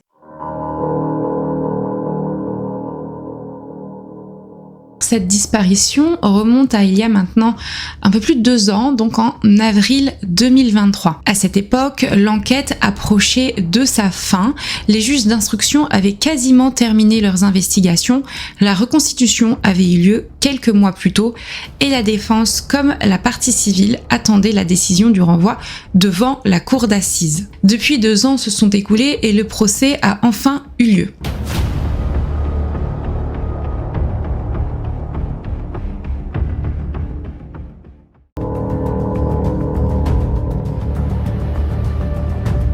Là, on arrive dans la partie mise à jour avant procès, donc c'est-à-dire la période après ma 2e vidéo en avril 2023 et le début du procès fin septembre 2025. Donc pendant ces 2 années, il n'y a pas eu de rebondissement spectaculaire, mais on parlait toujours beaucoup de cette affaire de Cédric Jubilard, du corps de Delphine. Il y a eu quelques petits rebondissements que je vais vous exposer ici. Déjà à l'été 2023, on a les juges d'instruction du parquet de Toulouse qui annoncent la fin officielle de l'enquête. Tous les actes d'investigation ont été réalisés, les expertises téléphoniques et ADN, la reconstitution en décembre 2022, les auditions des témoins clés, l'analyse complète du comportement de Cédric avant, pendant et après la disparition. Et à ce stade, vous le savez, on n'avait aucun élément nouveau qui aurait pu nous aider à comprendre ce qui s'était passé le soir de la disparition et où était Delphine. Mais les juges estiment disposer de suffisamment d'indices pour un renvoi devant la cour d'assises. L'instruction est donc clôturée et le dossier passe entre les mains de la chambre de l'instruction chargée de confirmer le renvoi. À la fin de l'année 2023, la décision tombe. Cédric Jubilard sera jugé pour meurtre sur conjoint, un crime puni de la réclusion criminelle à perpétuité. Cette décision est immédiatement contestée par la défense, qui parle d'un dossier de conviction et pas de preuve. Mais pour la partie civile, c'est un signal fort. Il va y avoir un procès qui va se tenir bientôt. Début 2024, les avocats de Cédric Jubilard vont déposer une nouvelle demande de remise en liberté, la 8e, qui sera elle aussi refusée parce que la cour avait peur que ça perturbe trop la préparation du procès. À ce moment-là, Cédric est détenu depuis près de 3 ans à la maison d'arrêt de Cesse, en isolement la plupart du temps. Bizarrement, l'enquête va reprendre en février 2024 alors qu'elle est, je le rappelle, clôturée, et ce pour quelques semaines. En effet, la chambre de l'instruction de la cour d'appel de Toulouse a ordonné un supplément d'informations concernant des personnes à interroger, notamment un détenu ayant tenu des propos suspects sur l'affaire Jubilard lors d'une conversation téléphonique intercepté. On aurait pu penser qu'il y avait des éléments intéressants qui auraient pu aider à la compréhension de ce dossier. Le réexamen, même s'il ne donne rien de probant, repousse donc le début du procès. Selon une source proche de l'enquête, je cite, « Les vérifications ont été faites et cela n'a rien donné. Les conclusions ont été remises au juge d'instruction en avril 2024. » Au printemps 2024, la préparation du procès s'intensifie. Les juges, les avocats et la présidente de la cour d'assises d'Albi travaillent sur le calendrier, la sélection des témoins et la liste des experts. Environ 65 témoins et 11 experts seront donc appelés à comparaître. Les gendarmes, les enquêteurs, les experts téléphoniques, les proches du couple et les psychologues. Mais c'est aussi à cette période-là qu'un élément marquant survient, le fait que Maître Allary, qui était vraiment l'avocat qui suivait depuis le début, qui défendait depuis le début Cédric Jubilard, se retire du dossier. Il quitte la défense. Officiellement pour des raisons personnelles et divergences stratégiques, officieusement, certains parlent d'un désaccord sur la ligne de défense à adopter face à un dossier aussi exposé médiatiquement. Cédric est désormais seulement défendu par ses 2 autres avocats, soit Maître Emmanuel Franck et Maître Alexandre Martin, 2 pénalistes toulousains réputés. En novembre 2024, le calendrier est enfin validé. Le procès de Cédric Jubilard s'ouvrira le 22 septembre 2025 à Albi pour une durée prévue de 4 semaines jusqu'au 17 octobre. Les autorités préparent un dispositif de sécurité exceptionnel avec une salle d'audience agrandie et un espace presse dédié. Il va s'agir de l'un des procès les plus médiatisés de ces dernières années en France, donc effectivement beaucoup de monde attendent ce procès et il va même y avoir des hôteliers qui vont remarquer une augmentation forte des réservations pendant la période de ce procès qui montre l'intérêt que portent les civils pour ce dossier. En 2025, il n'y a aucun nouvel acte d'enquête qui est réalisé. Par contre, en mai 2025, il va y avoir une demande faite par l'avocat d'une des parties civiles qui va réclamer à la justice de passer au peigne fin un bois situé au nord de Cagnac-les-Mines, aux alentours du hameau de Cazoul, sur la commune de Mirandol-Bourgnenac. C'est une demande qui a été faite en mai 2025 et c'est une demande qui s'appuie sur un point GPS relié au portable de Cédric Jubilard la nuit de la disparition, donc à 3h21 exactement, à cet endroit-là. Apparemment, j'ai vu, mais c'est pas confirmé que ça aurait été par rapport à son compte YouTube. Je ne suis pas sûre, mais je vous le mets là quand même. C'est une demande qui a été rejetée en juin 2025. Alors pourquoi cette demande a été rejetée? Parce que les enquêteurs l'attribuent à un bug technique dans l'exploitation des données. Pendant l'instruction, des vérifications avaient déjà eu lieu sur le site, mais les gendarmes avaient constaté que le coin n'était accessible que par un chemin non carrossable long de plusieurs centaines de mètres. Donc comprenez, impossible d'y accéder en voiture et trop long pour y porter un corps, et donc aucune fouille n'avait été réalisée sur le site. Cependant, je trouve que c'est quand même assez intéressant. Rappelez-vous, son portable à Cédric a été rallumé après soi-disant qu'il a été réveillé par sa petite fille à 3h53. Or, on parle d'un point, d'une activation en tout cas du portable qui a été faite à 3h21 au niveau de ce hameau. Et c'est un timing qui correspond parfaitement puisqu'il y a environ 30 minutes de route entre ce hameau et le domicile Jubilard. On peut dans cette éventualité penser, et ça reste complètement hypothétique, que dans le cadre de l'implication de Cédric Jubilard dans la disparition de sa femme, il aurait peut-être emprunté la voiture de Delphine, il aurait transporté un corps à cet endroit-là, donc 30 minutes pour y aller, et ensuite, donc je sais pas s'il aurait rallumé ou quoi son portable là-bas, mais avant de repartir, son portable aurait été peut-être rallumé avant d'être éteint rapidement, il serait revenu en voiture, aurait garé la voiture dans l'autre sens, et dès qu'il serait rentré, donc à 3h53, il aurait rallumé son portable et la suite, vous la connaissez. Malgré ça, ça va pas être réalisé. Il y a peut-être des informations que je n'ai pas et qui expliquent pourquoi. En tout cas, le dossier reste figé, même si les médias s'y intéressent sporadiquement. Je pense que le pivot majeur de l'accusation, c'est clairement les données téléphoniques qui sont évoquées d'ailleurs dans plusieurs ouvrages réalisés par plusieurs auteurs ou journalistes criminels de faits divers qui vont sortir avant le procès afin de faire un point sur l'enquête de la disparition et parler de ces éléments accablant ou non Cédric Jubilard. L'hypothèse principale reste donc bien évidemment celle d'un drame conjugal dans la nuit du 15 au 16 décembre 2020, probablement après une dispute déclenchée par, on pense, la découverte des messages entre Delphine et son amant. En juillet 2025, un nouveau témoignage va relancer brièvement l'attention médiatique sur ce dossier. On parle d'une ex-compagne de Cédric Jubilard qu'il a rencontrée pendant sa détention provisoire. Elle est identifiée sous le prénom de Jennifer et elle va être entendue par les enquêteurs. Elle va affirmer que lors de parloirs à la prison de Cesse, Cédric lui aurait confié avoir étranglé Delphine, mimant le geste. Et il lui aurait dit, je cite, « J'ai déjà tué une fois, ne me trompe pas et tout se passera bien ». Selon elle, il aurait aussi parlé d'un endroit où, je cite, « personne ne la retrouverait ». Cette déposition est jugée crédible par le parquet, elle est transmise à la présidente de la cour d'assises qui va décider de convoquer le témoin pour le procès. Du côté de la défense, on parle, je cite, de vengeance amoureuse et d'un témoignage sans fondement factuel. Malgré tout, c'est une déclaration qui va être ajoutée au dossier et qui va faire partie des points évoqués lors de l'audience. Selon un des avocats de Cédric Jubilard, je cite, « Si ces propos ont été tenus, ils peuvent relever d'une provocation qui ne serait que la troisième. Je crois que dans le caractère qui est le sien, il peut peut-être de guerre lasse à force d'entendre « mais qu'est-ce qu'il s'est passé ?» par provocation raconter n'importe quoi. Si on prend un peu de recul, les premières révélations ont fait l'objet d'investigations, ça n'a strictement rien donné.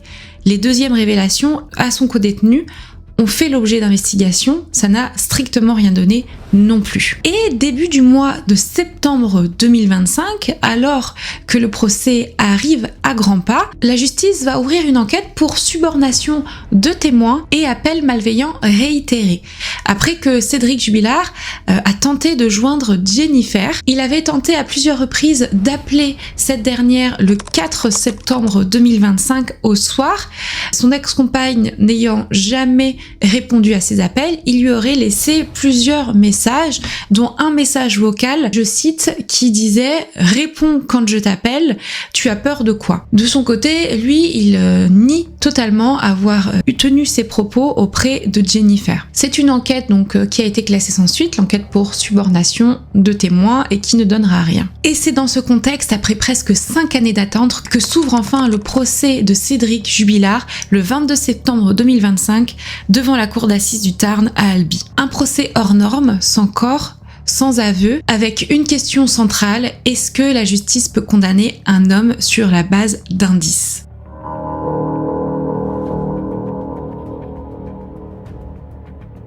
Pour ce procès, on a plus de 300 journalistes de près de 80 médias qui ont été accrédités pour le suivre. Évidemment, l'entrée de Cédric Jubilard dans le box est très attendue. On ne l'a pas vu depuis plusieurs années et on a tous envie de voir à quoi il ressemble aujourd'hui. On se souvient tous, je pense, de ce premier jour où il est dans le box, il s'appuie sur ses genoux, il a le crâne rasé, il regarde tous les journalistes qui s'agglutinent autour du box et des avocats de Cédric qui sont situés juste devant lui.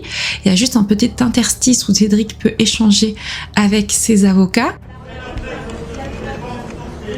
Allez, je vais vous demander de sortir. Je vais vous demander de sortir. La presse, qu'est-ce que vous ne comprenez pas quand on vous demande de sortir? On dirait que voilà, tout le monde attendait un peu la star du procès. Ça m'a toujours dérangé ce type de comportement parce que finalement tout le monde a à peu près la même photo. Mais ce sont des photos qui resteront derrière dans les annales. Et ce sont des photos qui ont une importance dans ces enquêtes, dans ces gros dossiers médiatiques. Donc tout le monde était là pour prendre la meilleure photo qui sera diffusée ensuite dans les médias. Et lui, donc, il apparaît vraiment assez calme, des fois un petit peu souriant.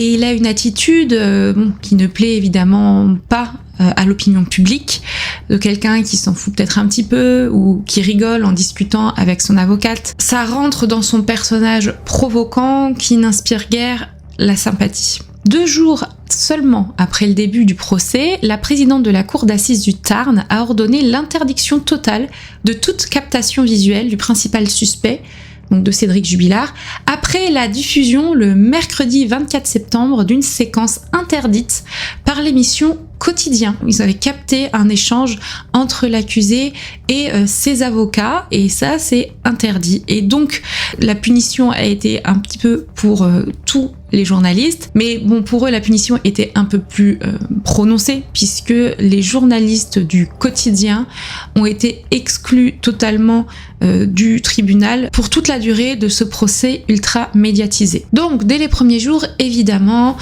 on rappelle pourquoi l'accusé est là, on rappelle les chefs d'accusation et la gravité des faits. Cédric Jubilard, lui, apparaît assez détaché dans le box et il parle très très peu. Il nie formellement toute implication dans la disparition de sa femme en disant qu'il ne lui a rien fait et qu'il veut juste qu'on sache la vérité. La première semaine est, on va dire, la moins impactante. Elle revient notamment sur la personnalité de l'accusé, donc son enfance, son parcours professionnel, sa relation avec Delphine et leur dernière semaine de vie commune. La deuxième semaine, elle, est marquée par un peu plus d'événements impactants. Donc déjà, elle commence le 29 septembre 2025 et on va avoir tout au long de la semaine l'audition d'une dizaine de témoins, donc notamment des proches de Delphine Jubilard qui sont persuadés de l'implication de Cédric Jubilard et donc de sa culpabilité. C'est le mardi 30 décembre qu'il va y avoir un élément qui va beaucoup faire parler, la diffusion d'un enregistrement inédit d'un audio d'une conversation entre Cédric et le cousin de Delphine, un audio qui est daté de seulement 33 heures après la disparition de la jeune infirmière, donc du 17 décembre 2020. Il est, c'est vrai, un peu étrangement diffusé dans les médias, ce qui est un peu sujet aux polémiques, quand bien même ça nous laisse entendre quand même ses propos juste après la disparition. C'est intéressant, je vous le mets ici. On s'était donné un mois et demi pour sauver le couple, si tu veux. Elle me dit non, mais ça sert à rien, de toute façon ma décision est prise, je suis déjà très loin dans ma tête. Elle avait rien prévu? J'en sais rien, j'ai des doutes si tu veux, mais j'ai aucune preuve réelle de ça, si tu veux. On était un couple colocataire en gros, si tu veux, c'est tout. On était là que pour la maison et les enfants, et c'est tout. Après, il y avait, moi, elle ne me disait plus rien. Qu'est-ce qu'elle avait comme chaussures? Des espèces de boots, là. Des trucs chauds. Et une jean, sa doudoune blanche d'hiver. Et le pyjama dessous. Enfin, c'est ce que je suppose. Mais moi, à 4h10, 4h moins 10, 4h moins le quart, c'est la petite qui m'a réveillé, personne dans le lit. Je me suis laissé endormir sur le canapé, tu vois. Elle s'est endormie, tu vois. Personne. Bon, elle est au WC. Pas fait gaffe, c'est salle de bain. Puis là, j'ai commencé un peu à l'appeler. Je fais, t'es là? T'es par là? Rien. Je vais essayer de chercher, je vais essayer de me remotiver. Parce que je dois t'avouer que j'ai reste marié. Je suis dans le néant. Si tu veux parler, tu parles, tu le sais. Courage, hein. Tu sais qu'on est là. Oui, je sais que vous êtes là. On voit dans cet audio Cédric Jubilard un petit peu finalement pas très touché par la disparition de sa femme, qui parle d'elle au passé, qui fait peut-être semblant de pleurer à la fin de cet audio, comme le pense le cousin au moment d'ailleurs où il discute avec lui à ce moment-là. Et donc l'accusation va mettre en avant ce document, comme je cite, comportant des révélations troublantes, notamment sur le ton, les formulations, l'écart de temporalité, donc parler de sa femme au passé, qui sont présentés comme des indices de culpabilité. Cette deuxième semaine est marquée par l'intervention de l'avocate des enfants Jubilard, qui aujourd'hui sont placés chez la sœur de Delphine, qui va donc porter leur voix et qui va notamment parler de violences que Cédric aurait fait subir à ses enfants et des punitions assez rudes. Plusieurs témoins appelés à la barre vont corroborer ces violences en disant avoir des fois été témoins de ce qu'il pouvait faire subir à ses enfants. Notamment, on parle de fessées ou de punitions. Pour être honnête, à part appuyer sur la personnalité de Cédric, je trouve que ça n'a pas beaucoup à voir avec la disparition. On appuie peut-être sur le fait qu'il pouvait être violent et potentiellement donc il aurait pu l'être aussi avec Delphine. Je pense que c'est par rapport à ça, mais ça reste vraiment des témoignages à entendre, mais pour moi assez peu pertinents à mon avis. Louis, le fils de Delphine et Cédric, lui fait quand même pas mal sensation pendant ce procès, notamment parce qu'aujourd'hui il a 11 ans et que lui, il est persuadé de l'implication de son père, qu'il n'appelle d'ailleurs plus son père mais Cédric, dans la disparition de sa mère. Et c'est vrai que ça va beaucoup impacter, je pense, la vie, l'opinion publique, l'opinion même des magistrats qui s'occupent de ce dossier. Notamment, il parle quand même de changer son nom de famille pour ne plus du tout être lié à Cédric Jubilard. Il va y avoir aussi cette semaine-là des précisions concernant l'utilisation de l'application lampe torche, vous savez, du téléphone portable de Delphine. Je vous avais expliqué, parce qu'il avait été dit dans les médias que cette application avait été utilisée sur le téléphone de Delphine la nuit de sa disparition. Et là, il va donc y avoir une question qui est posée à l'expert en téléphonie sur cette application. La question, c'est: l'application lampe torche a-t-elle été activée la nuit de la disparition? L'ingénieur va répondre: excellente question. Je ne peux pas vous répondre, je n'ai pas trouvé de telles traces, mais cela ne veut pas dire que l'application n'a pas été utilisée. Donc aujourd'hui, en fait, on n'en sait pas plus, mais on n'est pas sûr à 100% que la lampe torche a été utilisée. Concernant la défense, on comprend comment elle s'organise encore plus cette deuxième semaine-là. Elle est vraiment axée sur les carences de l'enquête. Elle va notamment pointer du doigt l'ancien procureur de la République de Toulouse, Dominique Alzehari. Vous vous rappelez, je vous en avais parlé lors de ma deuxième vidéo. J'étais revenue sur ses dires parce qu'il avait donné des informations qui s'avéraient être fausses lors d'une conférence de presse en 2021. Notamment sur cette fameuse histoire de la couette des Jubilard.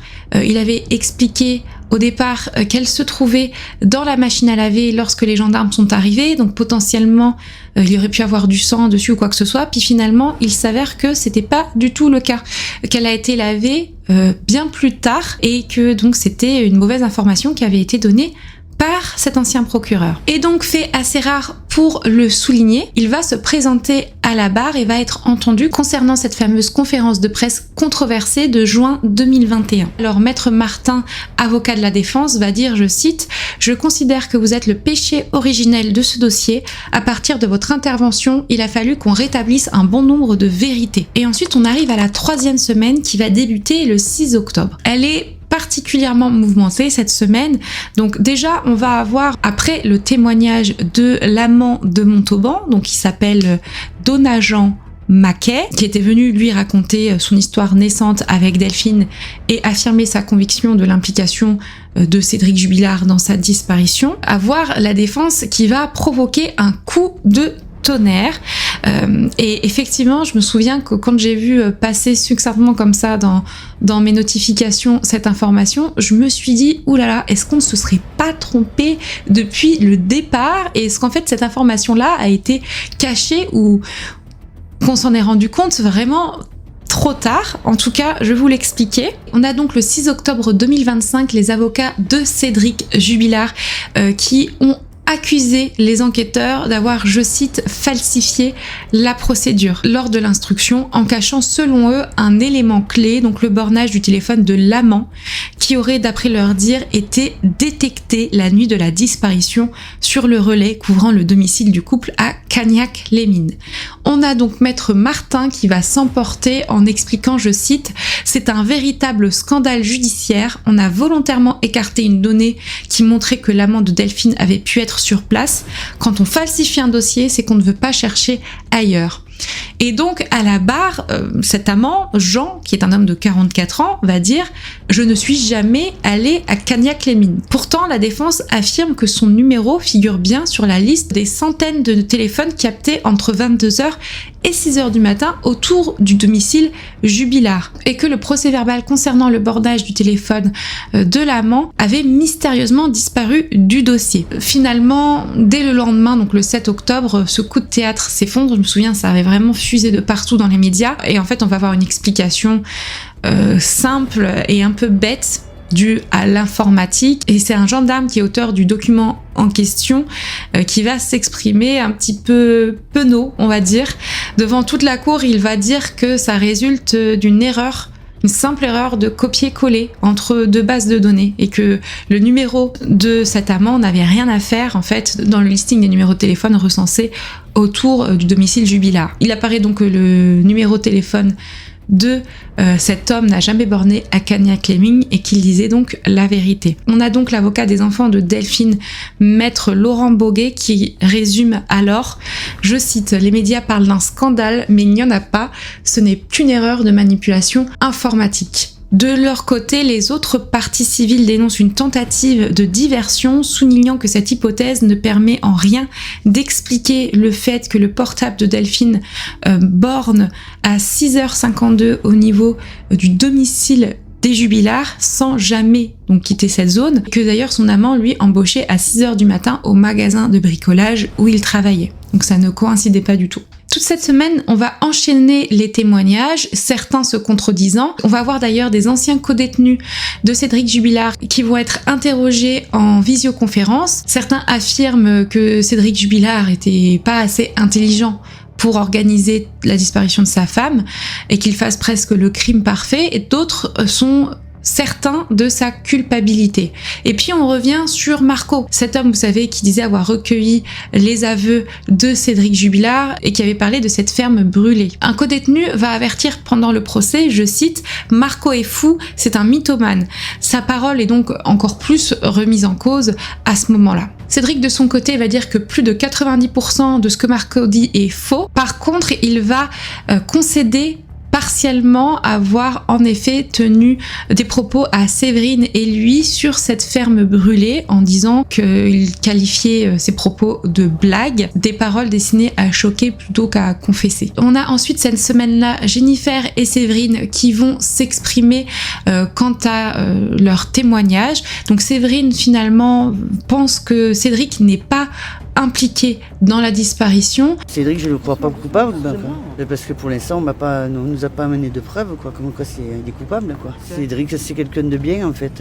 Et pour lui, c'est pas lui. Il m'a toujours dit que c'était pas lui qui l'avait fait. Tandis que Jennifer, elle, en est persuadée.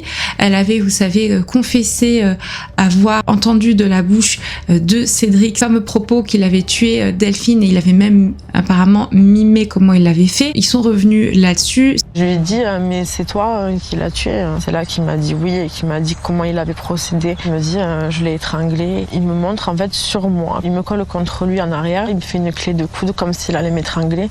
Il me dit que c'est quand il a étranglé Delphine, c'est là qu'elle a fait ses besoins sur elle. Quand on étrangle quelqu'un, la personne fait ses besoins sur elle. C'est lui qui me dit ça. Et je lui ai dit pourquoi tu l'as pas tout simplement laissé partir. Il me dit que sinon elle allait le faire chier avec la maison et les enfants. Il dit que si c'était à refaire, il le referait. Il dit qu'elle faisait rien à la maison, etc. Que ça a été bien les 10 premières années, mais qu'après elle a montré son vrai visage, qu'il s'est senti muselé par Delphine. Cédric continue à nier farouchement ses propos. On va ensuite parler du profil psychologique de l'accusé. L'expertise qui est menée en plusieurs séances ne révèle pas de pathologie évidente, mais montre un homme maîtrisant son discours. Le psychologue souligne qu'il sait mesurer ses propos et qu'il garde un contrôle permanent. Je cite, quand il est joueur, il contrôle. Quand il se confie, il ne contrôle plus. De son côté, Cédric Jubilard, sur le banc des accusés, lui, il reste fidèle à lui-même. Il parle peu, ou alors il va avoir des tics de langage ou un ton laconique, une répétition quasi mécanique de formules. Les journalistes ont même noté en une journée le nombre de fois où il va répéter tout à fait, apparemment 130 fois. Et il continue tout le long de nier son implication dans la disparition. Le témoignage, on va dire, qui a un peu plus marqué cette 3e semaine, c'est celui de sa propre mère, Nadine, qui dit qu'elle n'est pas là en tant que mère, mais en tant que grand-mère, donc grand-mère de Louis et Elia. Elle dresse un portrait assez ambigu de son fils, dévoué et émotif, mais aussi capable de réflexion maladroite.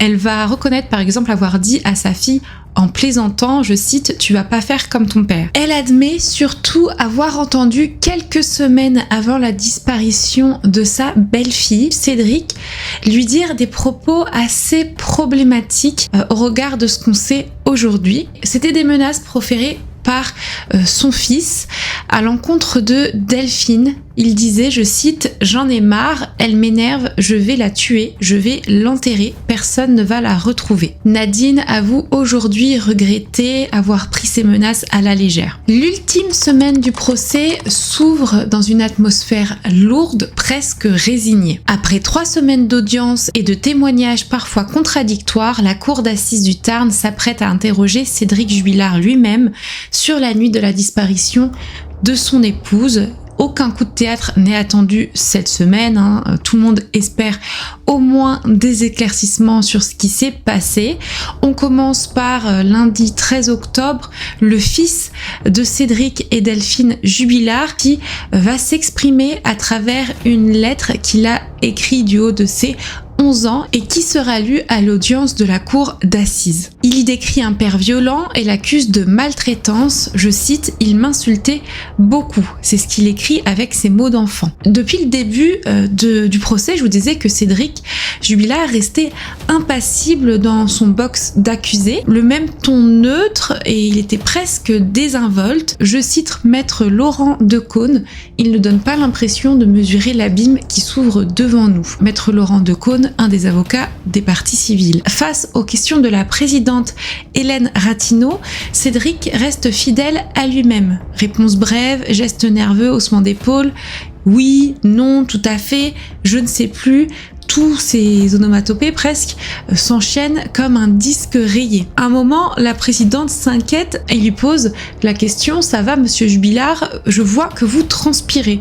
Mais rien n'y fait, il ne se livre pas. Pour l'avocat des cousins de Delphine, maître Mourad Batik, ce comportement est révélateur. Je cite à nouveau « C'est intéressant de voir qu'il choisit le silence quand dans la vie, il a toujours été un homme exubérant, une grande gueule. La défense, elle, garde confiance. Je cite maître Martin, je n'ai aucune inquiétude sur les propos que Cédric tiendra. Il a toujours donné la même version du premier jour à aujourd'hui. En parallèle de ça, les psychologues viennent affiner le portrait de Cédric Jubilard, qui est décrit par certains comme un homme dans le déni centré sur lui-même et par d'autres comme quelqu'un avec une immaturité affective et un besoin de contrôle. Les experts comportementaux le compare à d'autres auteurs présumés de disparition conjugale, absence d'émotion, humour déplacé et une forme de plaisir à maîtriser l'image qu'il renvoie. Le mercredi 15 octobre 2025, 2 jours avant que le procès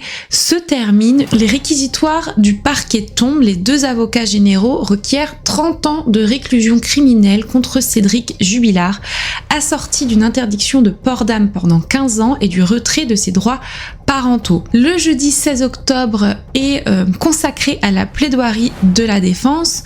Maître Franck et maître Martin martèlent les mêmes mots-clés depuis le début. Pas de corps, pas de témoins, pas de preuves, et il dénonce un dossier bâti sur des suppositions, des émotions et une instruction à charge depuis le premier jour. En face, les parties civiles parle d'un crime d'un homme incapable d'accepter la séparation, d'une spirale de jalousie et d'humiliation. Un des avocats de la famille dira que Delphine voulait simplement être libre et vivre. C'est ce vendredi 17 octobre 2025 qui signe la fin de 4 semaines d'audience et on a attendu donc plusieurs heures le délibéré qui est au final tombé. Cédric Jubilard est reconnu coupable du meurtre de son épouse et est condamné à 30 ans de réclusion criminelle. Coupable. Putain, coupable. 30 ans. Évidemment, vous vous doutez bien, la première réaction de la défense, c'est de faire appel de cette décision. Surtout pour notre client, nous allons nous remettre au travail pour préparer cet appel. Nous espérons que de futurs jurés y croiront. Et donc, il y aura très certainement, prochainement, en tout cas en 2026, un nouveau procès, un procès en appel, qui, à mon avis, n'apportera pas vraiment plus d'informations que ce procès-là, à part si vraiment on a des gros rebondissements dans ce dossier entre-temps. Les avocats de Cédric Jubilard estiment que ce verdict est une erreur judiciaire qu'ils entendent contester devant la cour d'assises d'appel et que Cédric Jubilard n'a jamais cessé de clamer son innocence. Pour la famille de Delphine, c'est une première victoire, mais bon, il faut attendre évidemment le second procès en appel. Je pense d'ailleurs que s'il y a un procès en appel et que la première décision de justice est confortée, il y aura très certainement un pourvoi en cassation derrière, donc on n'a pas fini d'entendre parler de ce dossier au niveau juridique, mais on en parlera au moment opportun. Malgré ce verdict, le mystère reste entier. Aucun corps n'a jamais été retrouvé, on n'a aucun aveu qui a été prononcé pendant ces 4 semaines et depuis le début en fait, et la chronologie exacte de la nuit du 15 au 16 décembre 2020 reste floue malgré les éléments qui ont été apportés. Alors que retenir de ce procès, malgré le fait que la justice semble vraiment pencher sur la culpabilité de Cédric Jubilard et que toutes les autres hypothèses semblent avoir été mises de côté, c'est surtout le fait qu'on n'a toujours aucune information sur le déroulé exact des faits de la nuit de la disparition de Delphine et surtout de la localisation de son corps. On n'a aucune information, on ne sait pas et on se demande si un jour on saura réellement ce qui lui est arrivé. Parce qu'au final, ce procès, mis à part mettre le nom coupable sur la tête de Cédric Jubilard, pour la famille, ça n'apporte pas grand-chose. Peut-être des convictions renforcées sur sa culpabilité, mais eux, ils ont besoin de savoir où est Delphine, peut-être pour lui apporter aussi une sépulture décente et pour pouvoir mettre un point final à cette histoire en commençant un deuil qui, à ce jour, reste impossible. Et comme d'autres dossiers que j'ai pu traiter sur cette chaîne, à savoir Amandine Estrabo, Laure Zachello ou Chantal Mélé, qui sont un petit peu des reflets de cette histoire de la disparition de Delphine Jubilard, mais beaucoup moins médiatisée, on retrouve les mêmes interrogations. Jusqu'où peut-on aller au niveau de la justice sans preuve matérielle? Et aujourd'hui, la justice est claire là-dessus, en voyant pour certains de ces dossiers et pour le dossier de Delphine Jubilard ce qu'il en est, on peut accuser un homme sans preuve concrète, sans indice matériel, mais comme je vous le répète souvent, grâce à un faisceau d'indices graves et concordants qui laisse peu de doute à l'implication ici de Cédric Jubilard dans la disparition et le meurtre de sa femme Delphine. Je vous remercie à toutes et tous d'avoir suivi cette vidéo. On se retrouve la semaine prochaine pour une nouvelle vidéo. Alors, je suis encore en vacances au moment où vous voyez ces vidéos et je vous retrouverai à partir de la mi-janvier avec des dossiers, on va dire, exclusifs, inédits, dont vous n'avez encore jamais entendu parler. En attendant, prenez soin de vous et de vos proches.